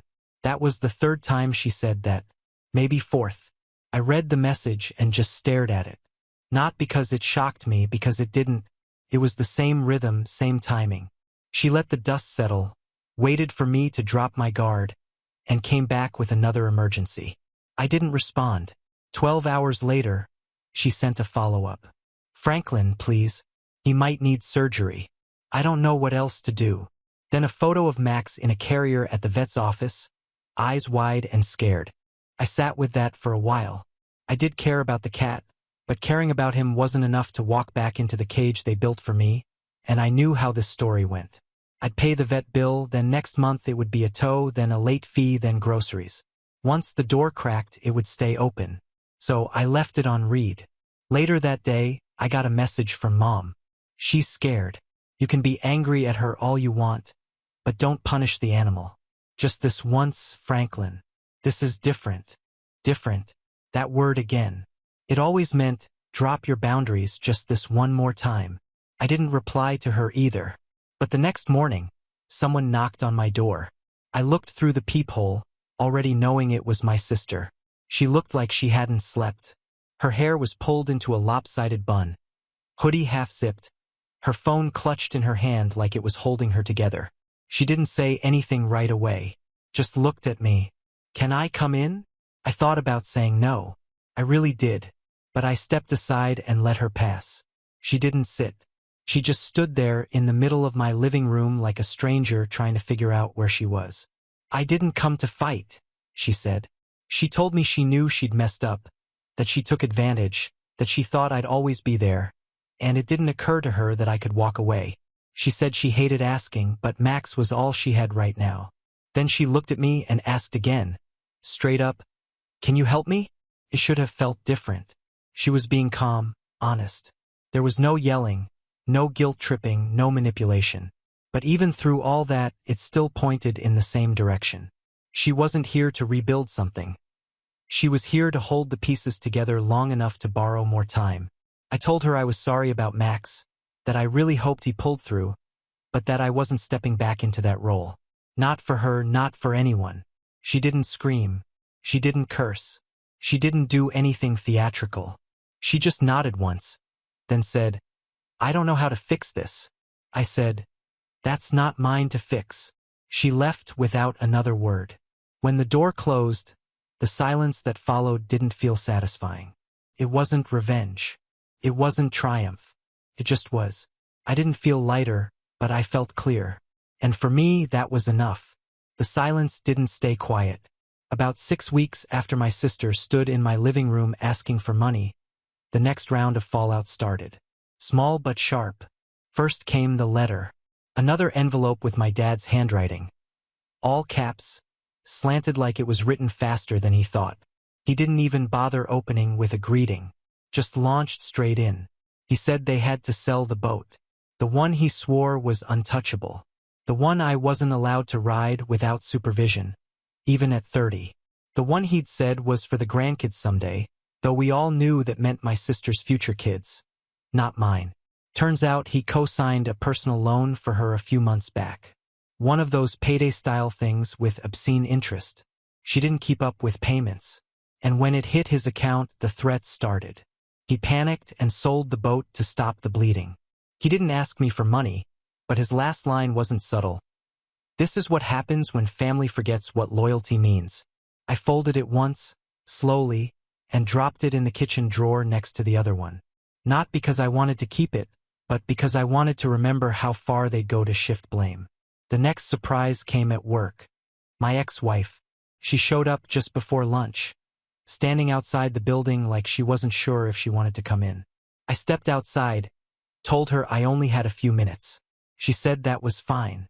She said she missed me, that everything felt off since she left, that she thought time apart would make me see things differently, but it made her realize I'd always been the glue. Then she asked if we could talk properly somewhere quiet. We sat in her car. She didn't waste time. She asked if we could start over. Clean slate. Said she'd been thinking a lot about what marriage actually meant, and maybe we both hadn't understood it until now. I asked her if she missed me or the lifestyle I made easy. She didn't answer right away, then said, "Both." I told her I wasn't angry, that I wished her well, but I wouldn't be that man again. Not for her, not for anyone. She got quiet, said I'd changed. I told her I'd finally started living like I mattered. She cried a little. Then she drove off without saying goodbye. 3 days later, my phone buzzed. A message from Mom. It wasn't a guilt trip. It wasn't about my sister. She just asked if I was coming to Thanksgiving this year. Said she was making the same dishes, that Dad was doing the turkey, that my sister would be there, but things would be kept respectful. I told her I wasn't coming. She paused, then said, "I thought maybe we were past all this." I said, "We're not at war. We're just not in the same story anymore." There was a long silence. Then she said something that actually hit me. "You were right, Franklin." I didn't say anything.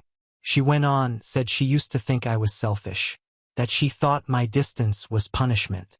But now she saw it clearly, that for years I'd carried weight none of them even noticed, that the things I did were never viewed as love, just expected. Then she said, "You stopped because we didn't stop." That one stayed with me. She didn't ask me for money, didn't ask me to come by. She just said she hoped I was okay and that if I ever wanted to just talk, she'd be there. She hung up. I sat on the couch for a long time after that. Then came the last surprise. An email from my sister. Just a few sentences. She said Max was doing better, that she figured out the vet bill without me, that she didn't blame me anymore, but she didn't apologize either. She said she wasn't wired for that. She said, "I don't expect us to be close again, but I get it now." That was it. No plea, no setup, no bait. And strangely, it felt like the most honest thing she'd ever sent me. Now it's been almost a year. My life is small, but it's mine. I don't have to check my bank account for other people's emergencies. I don't dread birthdays. I eat alone sometimes, but the silence isn't cold anymore. It's clean. I've learned that walking away doesn't always mean slamming a door. Sometimes it's just choosing not to open it again. They're still who they are. I just stopped volunteering to be part of it. And maybe that's what freedom really is. Not escape, just no more transactions pretending to be love. Now on to the next story. Story 9. My name is Tom, and if you'd asked me 5 years ago, I would have bet my life that my daughter loved me for who I was. Not for my wallet, not for what I could give her, just for me. As it turns out, I would have lost that bet. My wife, Laura, and I built our entire lives around Emily. Every decision we made, every sacrifice we made, it was all for her. I worked 2 jobs. Warehouse manager by day, security guard by night. Laura pulled double shifts at the hospital until her legs gave out. We weren't living, we were surviving. Sleep became a luxury we couldn't afford. But we told ourselves it would all be worth it. Emily was smart, charming, beautiful. She deserved the world. We paid for the best private school, the expensive piano lessons, those college prep camps where they basically charge you $2,000 to teach you how to breathe in front of an admissions officer. When she got into her dream out-of-state school, we celebrated like we'd won the lottery. Never mind that we had to move into a shoebox apartment and sell Laura's car to make it happen. Thanksgiving was supposed to be a break. A day to sit back, eat too much, and feel like maybe we'd done something right. The whole family was there. My brother, Laura's parents, a couple of cousins. I was halfway through carving the turkey when Emily stood up at the table and clinked her glass. For half a second, I thought maybe she was thanking us. I was actually proud, standing there with the carving knife like some sitcom dad.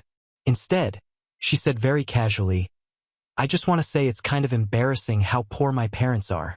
I mean, all my friends' parents are doctors, lawyers, CEOs, and I have to tell people my dad is a security guard." She laughed. Then she actually told everyone else to laugh too, like it was an inside joke that I wasn't in on. No one laughed. They just stared at their plates, pretending not to hear, while my brother's mouth hung open like he just witnessed a slow-motion car accident. I didn't say a word. I just finished slicing the turkey as if nothing had happened, wiped my hands, walked over to the coat rack, grabbed her jacket, and threw it right out the front door onto the lawn. I turned to her and said, "Get out." First, she thought I was joking. She even smiled like it was a joke that she was still in control of. But when she saw the look on Laura's face and realized that no one was supporting her, she lost it. She screamed that we were losers, that I was pathetic, that I was ruining her life. Laura cried. My brother got up, but I waved him off. I didn't need anyone to save me. Emily slammed the door so hard on her way out that a framed photograph of her as a little girl fell to the floor and shattered. That night, Laura and I sat at the kitchen table, turkey untouched, and made a decision no parent ever wants to make. We cut her off. No more tuition, no more rent payments, no more utilities, no more Uber rides, no more automatic deposits into her checking account. If she was so ashamed of us, she could try to survive without us. At first, it felt like a victory, like I had finally regained some dignity after letting her walk all over us for so long. But deep down, even in that first moment of cold satisfaction, I knew the real pain was yet to come, and it would be uglier than anything we'd seen before. The first week after Thanksgiving was eerily quiet. Laura and I went to work, came home, cooked dinner, watched TV. You'd think we'd be miserable after everything that happened, but honestly, it was almost peaceful. No frantic phone calls, no random $250 charges for emergency textbooks, or networking events popping up on my credit card. Just silence. Emily didn't call. Not once. At first, I thought maybe she was just embarrassed, that she'd come around and apologize, and we'd all hug like some cheesy holiday movie. But then my brother sent me screenshots from her Instagram. There she was, partying at some rooftop bar, tagging friends with captions like, "Living my best life," and "Real ones only, new outfits, new shoes, same attitude." Laura cried when she saw them. I just sat there trying to figure out how she could afford all this. I knew for a fact that her rent alone was close to $2,000 a month, not counting utilities, groceries, or whatever cocktail was dangling from her perfectly manicured hand. By the second week, the cracks began to show. First came the text, "Hey, Dad, my card isn't working. Can you check if there's something wrong with it?" I didn't reply. Then another, "I think there's a problem with the rent payment. My landlord is being super annoying." Still nothing. On the third day, she finally called. Laura's phone flashed Emily's name, and for a split second, Laura almost answered, but I shook my head. We had agreed, nothing more. She left a voicemail instead, pretending everything was normal, as if she hadn't publicly mocked us in our last conversation, as if she hadn't called me a loser in front of my entire family. I'll admit it. It stung to hear her voice crack a little at the end of the message, to hear her say, "I love you guys," as if those words could patch everything over. The real trouble started about a week later when her landlord finally kicked her out. We didn't hear it from her. Oh no, she still had too much pride for that. We heard it from my cousin Jimmy, who happened to know someone in her building. Emily was 2 months behind on her rent. I guess she thought we'd keep paying even after the meltdown. When that didn't happen, she tried to sweet-talk the landlord, offering to pay soon, but he finally had enough. Her stuff ended up in garbage bags at the curb. And just like that, the luxurious life Emily was so proud of evaporated. No penthouse parties, no designer clothes, no friends lining up to help. Funny how quickly people scatter when the free rides end. It wasn't long before she showed up on our doorstep, looking like a shell of her former self. Eyes red, hair a mess, no makeup, carrying a battered backpack that probably held everything she had left. She stood there on the porch in the freezing cold and said the words I honestly never thought I'd hear. "Please take it all back. I'm sorry. I need you." For a moment, Laura almost broke down. I saw her hand flinch toward the door. But me, I just stood there, not out of anger, not even out of pride. It was something colder than that, something worse. Because the truth is, once you realize that your own child only loved you when you were useful, it's not something you can just unknow. And revenge, as it turned out, was just getting started. I didn't slam the door in her face or scream or make a big scene. I just told her, plain and simple, that she needed to find someplace else to live. For a second, she didn't move, as if she thought I was joking, like maybe she thought she could cry hard enough or beg enough and everything would go back to normal. When she realized it wouldn't, she turned and walked down the stairs, pulling her backpack tighter over her shoulder. Laura cried that night. Not the soft kind of crying either, the ugly, can't-breathe kind. I sat next to her, useless, just staring at the wall. We both knew we could have opened the door. We could have fixed everything in a second, but we also knew where that would lead, right back into the same cycle. The next week, the rumors started flying. Emily couch-surfed with some college friends for a few days, then got kicked out for not paying her share of the rent. She tried crashing with an ex-boyfriend, but that lasted about 48 hours before he dumped her and posted something passive-aggressive about gold diggers on social media. My phone started lighting up with texts from old friends and family. At first, they tried to guilt us. "She's your daughter. You have to help her. That's what parents do." But then the real stories came out. Emily had been bragging at school for months about how rich she was, making up crazy stories about summer houses we didn't have, vacations we never took, borrowing money that she never paid back, pretending she was better than everyone else. The sympathy quickly dried up. Soon, people were saying things like, "You did the right thing," and "She needs to learn." Even my own mother, who once said Emily could do no wrong, called me and said, "Maybe she needs to hit rock bottom." It was strange in a way. It almost felt like we were watching her funeral in slow motion.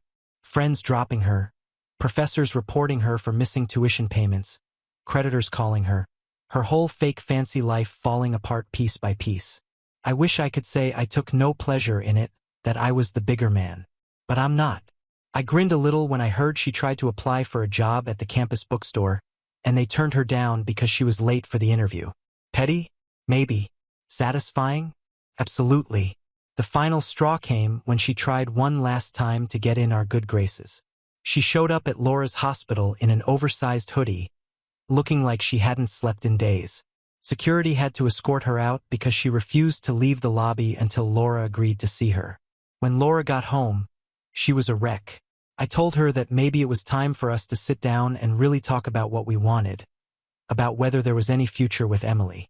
It was the hardest conversation we had ever had. We loved our daughter. We always would. But love wasn't going to fix what she had broken. And no amount of begging was going to change the fact that she had crossed the line from which there is no coming back. It was time to accept that she wasn't our little girl anymore. She was a stranger. And from that moment on, we treated her like one. After the scene at the hospital, it was as if Emily had finally snapped. All the false dignity she'd been clinging to disappeared overnight. The next night, I was coming off my night shift, dead on my feet, just wanting to go home and collapse. I was fumbling with my keys in the parking lot when someone came running from behind a row of cars. I barely turned around before Emily threw herself in front of me, blocking my path to the truck. "Dad, please, just listen." I almost dropped the coffee I was holding. She looked rough. Baggy clothes, disheveled hair, shoes soaked from the puddles she must have walked through. I said nothing, just walked around her. She grabbed the sleeve of my jacket. I shook her off and got into the truck. She slammed her palm against the window, begging me to roll it down. I started the engine and drove off with her still standing there, arms outstretched as if she could physically stop me. It would have been funny if it wasn't so pathetic. That night, she tried Laura. Same story, only this time, she snuck past security and into the teacher's lounge. Laura found her curled up in a chair, sobbing and scaring the hell out of the nurses. Hospital security had to drag her out, kicking and screaming. Laura came home shaking. She didn't say anything for a long time, just sat at the kitchen table, staring at her cold coffee as if it could give her answers. "Maybe we're wrong," she finally said so quietly I almost didn't hear it. "Maybe she really is sorry." I didn't say what I was thinking. That sorry only counts before you burn the bridge, not after. Then the calls started. At first a couple a day, then 10, then 30. She changed numbers when we blocked her. She emailed. She DM'd us through fake social media accounts. She even created a new Venmo and sent payment requests titled, "Please reply," for 1 cent just so her messages would show up. It was like she had turned into a full-time job that we didn't want. One night around 1 a.m., I caught some movement on our doorbell camera. I pulled it up on my phone. There she was, Emily, standing in the rain, taping a letter to our front door.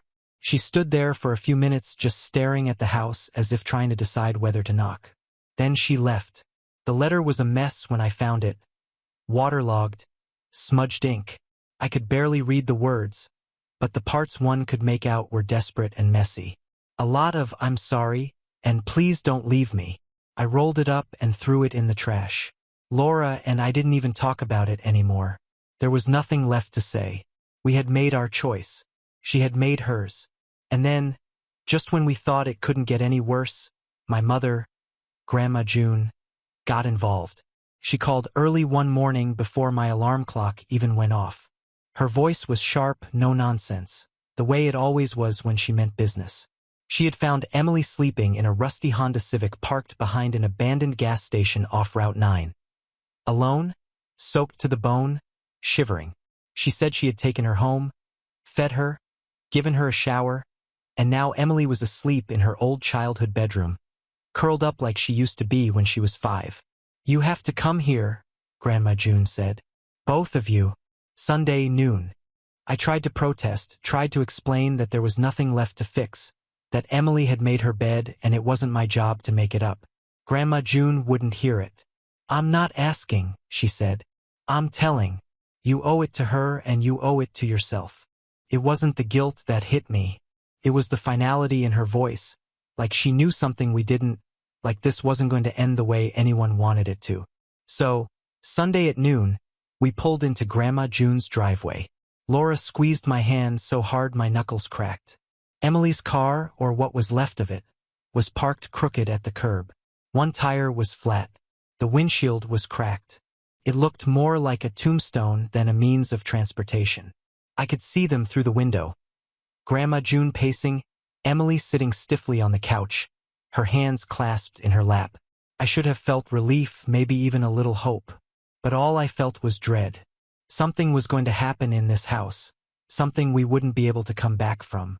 When we walked into Grandma June's house, it was like stepping into a pressure cooker.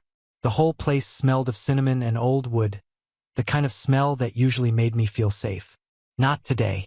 Emily was sitting on the couch, staring down at her hands. She didn't look up when we came in. She looked smaller somehow, not just thinner, but smaller, like the weight of everything was crushing her from the inside out. Grandma June didn't waste any time.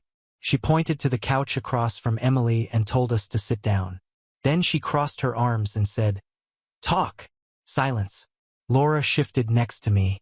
I could feel her wanting to break in first, to ask if Emily was okay, to make things right. I stared straight ahead. Finally, Emily spoke. "I know I messed up," she said. Her voice was rough, like she hadn't used it in days. "I know I hurt you. I'm sorry. I didn't move. I was stupid," she continued. I thought I could do without you. I thought if I looked successful, people would like me, respect me. Still nothing from me or Laura." Emily's hands trembled in her lap. "I don't have anyone else," she said. "You're all I have." It should have felt like victory. It should have felt like the apology we've been waiting for. But it didn't. It felt like desperation, like someone clawing at a locked door. Not because they loved what was inside, but because they were afraid of what was outside. I finally spoke. "You didn't want us. You wanted our money, our sacrifices, our support. But you didn't want us." "Not really." Emily shook her head quickly. "That's not true, Dad. You humiliated us," Laura said, her voice shaking. "You laughed at us. You made fun of us in front of our own family." "I was angry," Emily said. "I was stupid. Please. You meant it." I cut in. "You meant every word. Because that's how you see us." Emily looked up, really looked at us, and for the first time I realized she wasn't a child anymore. She wasn't an innocent teenager who had made a mistake. She was a grown woman who had made choices, ugly ones. Grandma June cleared her throat. "You can forgive her," she said softly. "It doesn't mean you forget. It doesn't mean you go back to the way things were." I wanted to. God, I wanted to, but I couldn't. Not completely. I stood up. Laura did too, wiping her face with the sleeve of her sweater. "We'll always love you, Emily," I said. "But we're done saving you." Her face fell. She reached out, but we were already backing toward the door. Grandma June followed us out onto the porch. She didn't say anything. She just hugged Laura tightly, then took my hand in both of hers. "Sometimes," she said, "loving someone means letting them hit the ground." I nodded, even though it felt like my chest was collapsing. As we drove away, I didn't look back. Laura cried all the way home. I stared straight ahead, feeling like I had just buried my daughter while she was still breathing. After that, we didn't hear from Emily for a while. but the bottom has a way of digging deeper. And Emily wasn't done falling. Days turned into weeks, and Emily remained invisible.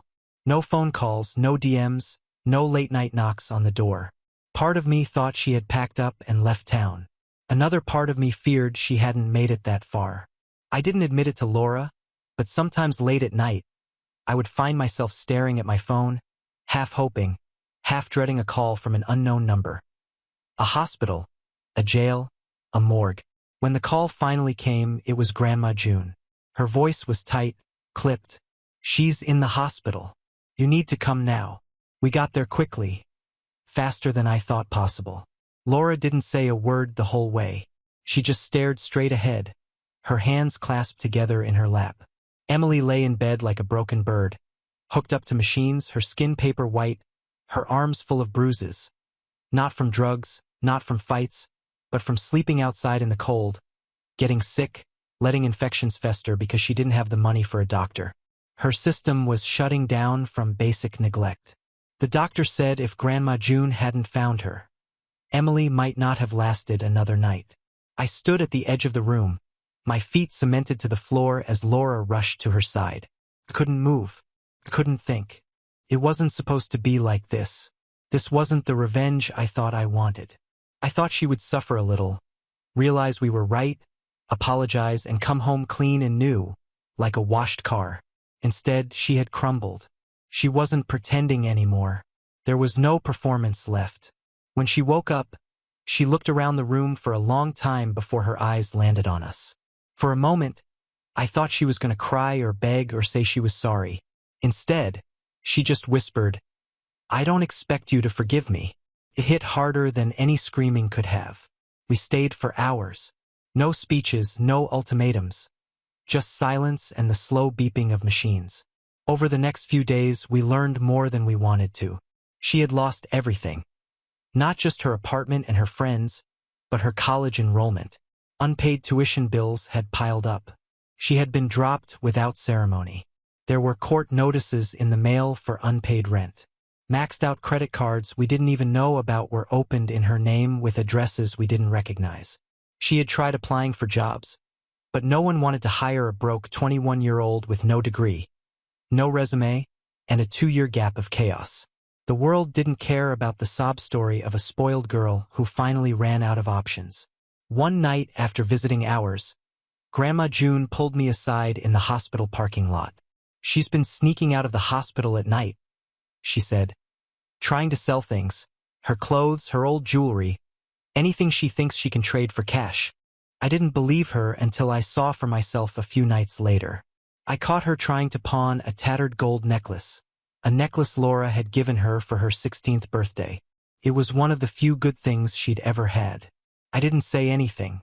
I just stood in the shadows of the hospital courtyard and watched her argue with a man who clearly knew he was taking advantage of her desperation. Then it hit me. She wasn't just lost. She was drowning, and she would continue to drown unless someone forced her to find the shore for herself. So we made the hardest decision of all. We walked away. Not forever, not cruelly, but completely. We paid her hospital bill anonymously through a friend, arranged for a shelter to take her in when she was released, and left a preloaded card for groceries and nothing else. And then we left her there. No goodbye, no pep talk, no hugs. Just an empty hospital bed and a note. "You can still build something, but you have to build it yourself." Weeks passed, then months. Laura cried a lot. I hid it better, but there were nights I stared at her baby pictures and felt like the world's biggest failure. Sometimes we'd get tiny updates from Grandma June. Emily got a job busting tables at a 24-hour diner. Saved enough to rent a room with 3 other people. Started attending free AA meetings, not because she was an addict, but because it gave her a place to be where people actually understood brokenness. We didn't see her. We didn't call. Until one morning, almost a year later, there was a knock on our door.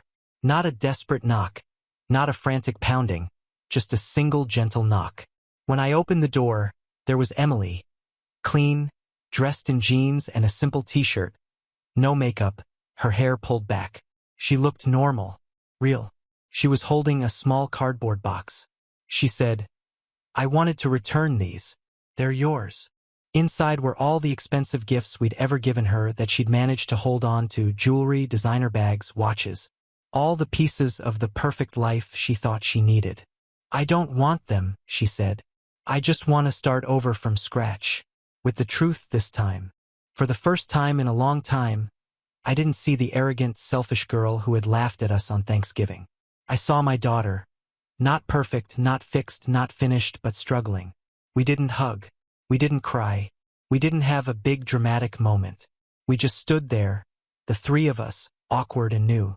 We have reached the end. If you enjoyed this video, please be sure to like and subscribe to the channel for more videos like this, and give us your thoughts about the stories in the comments section. Thank you and see you in the next video.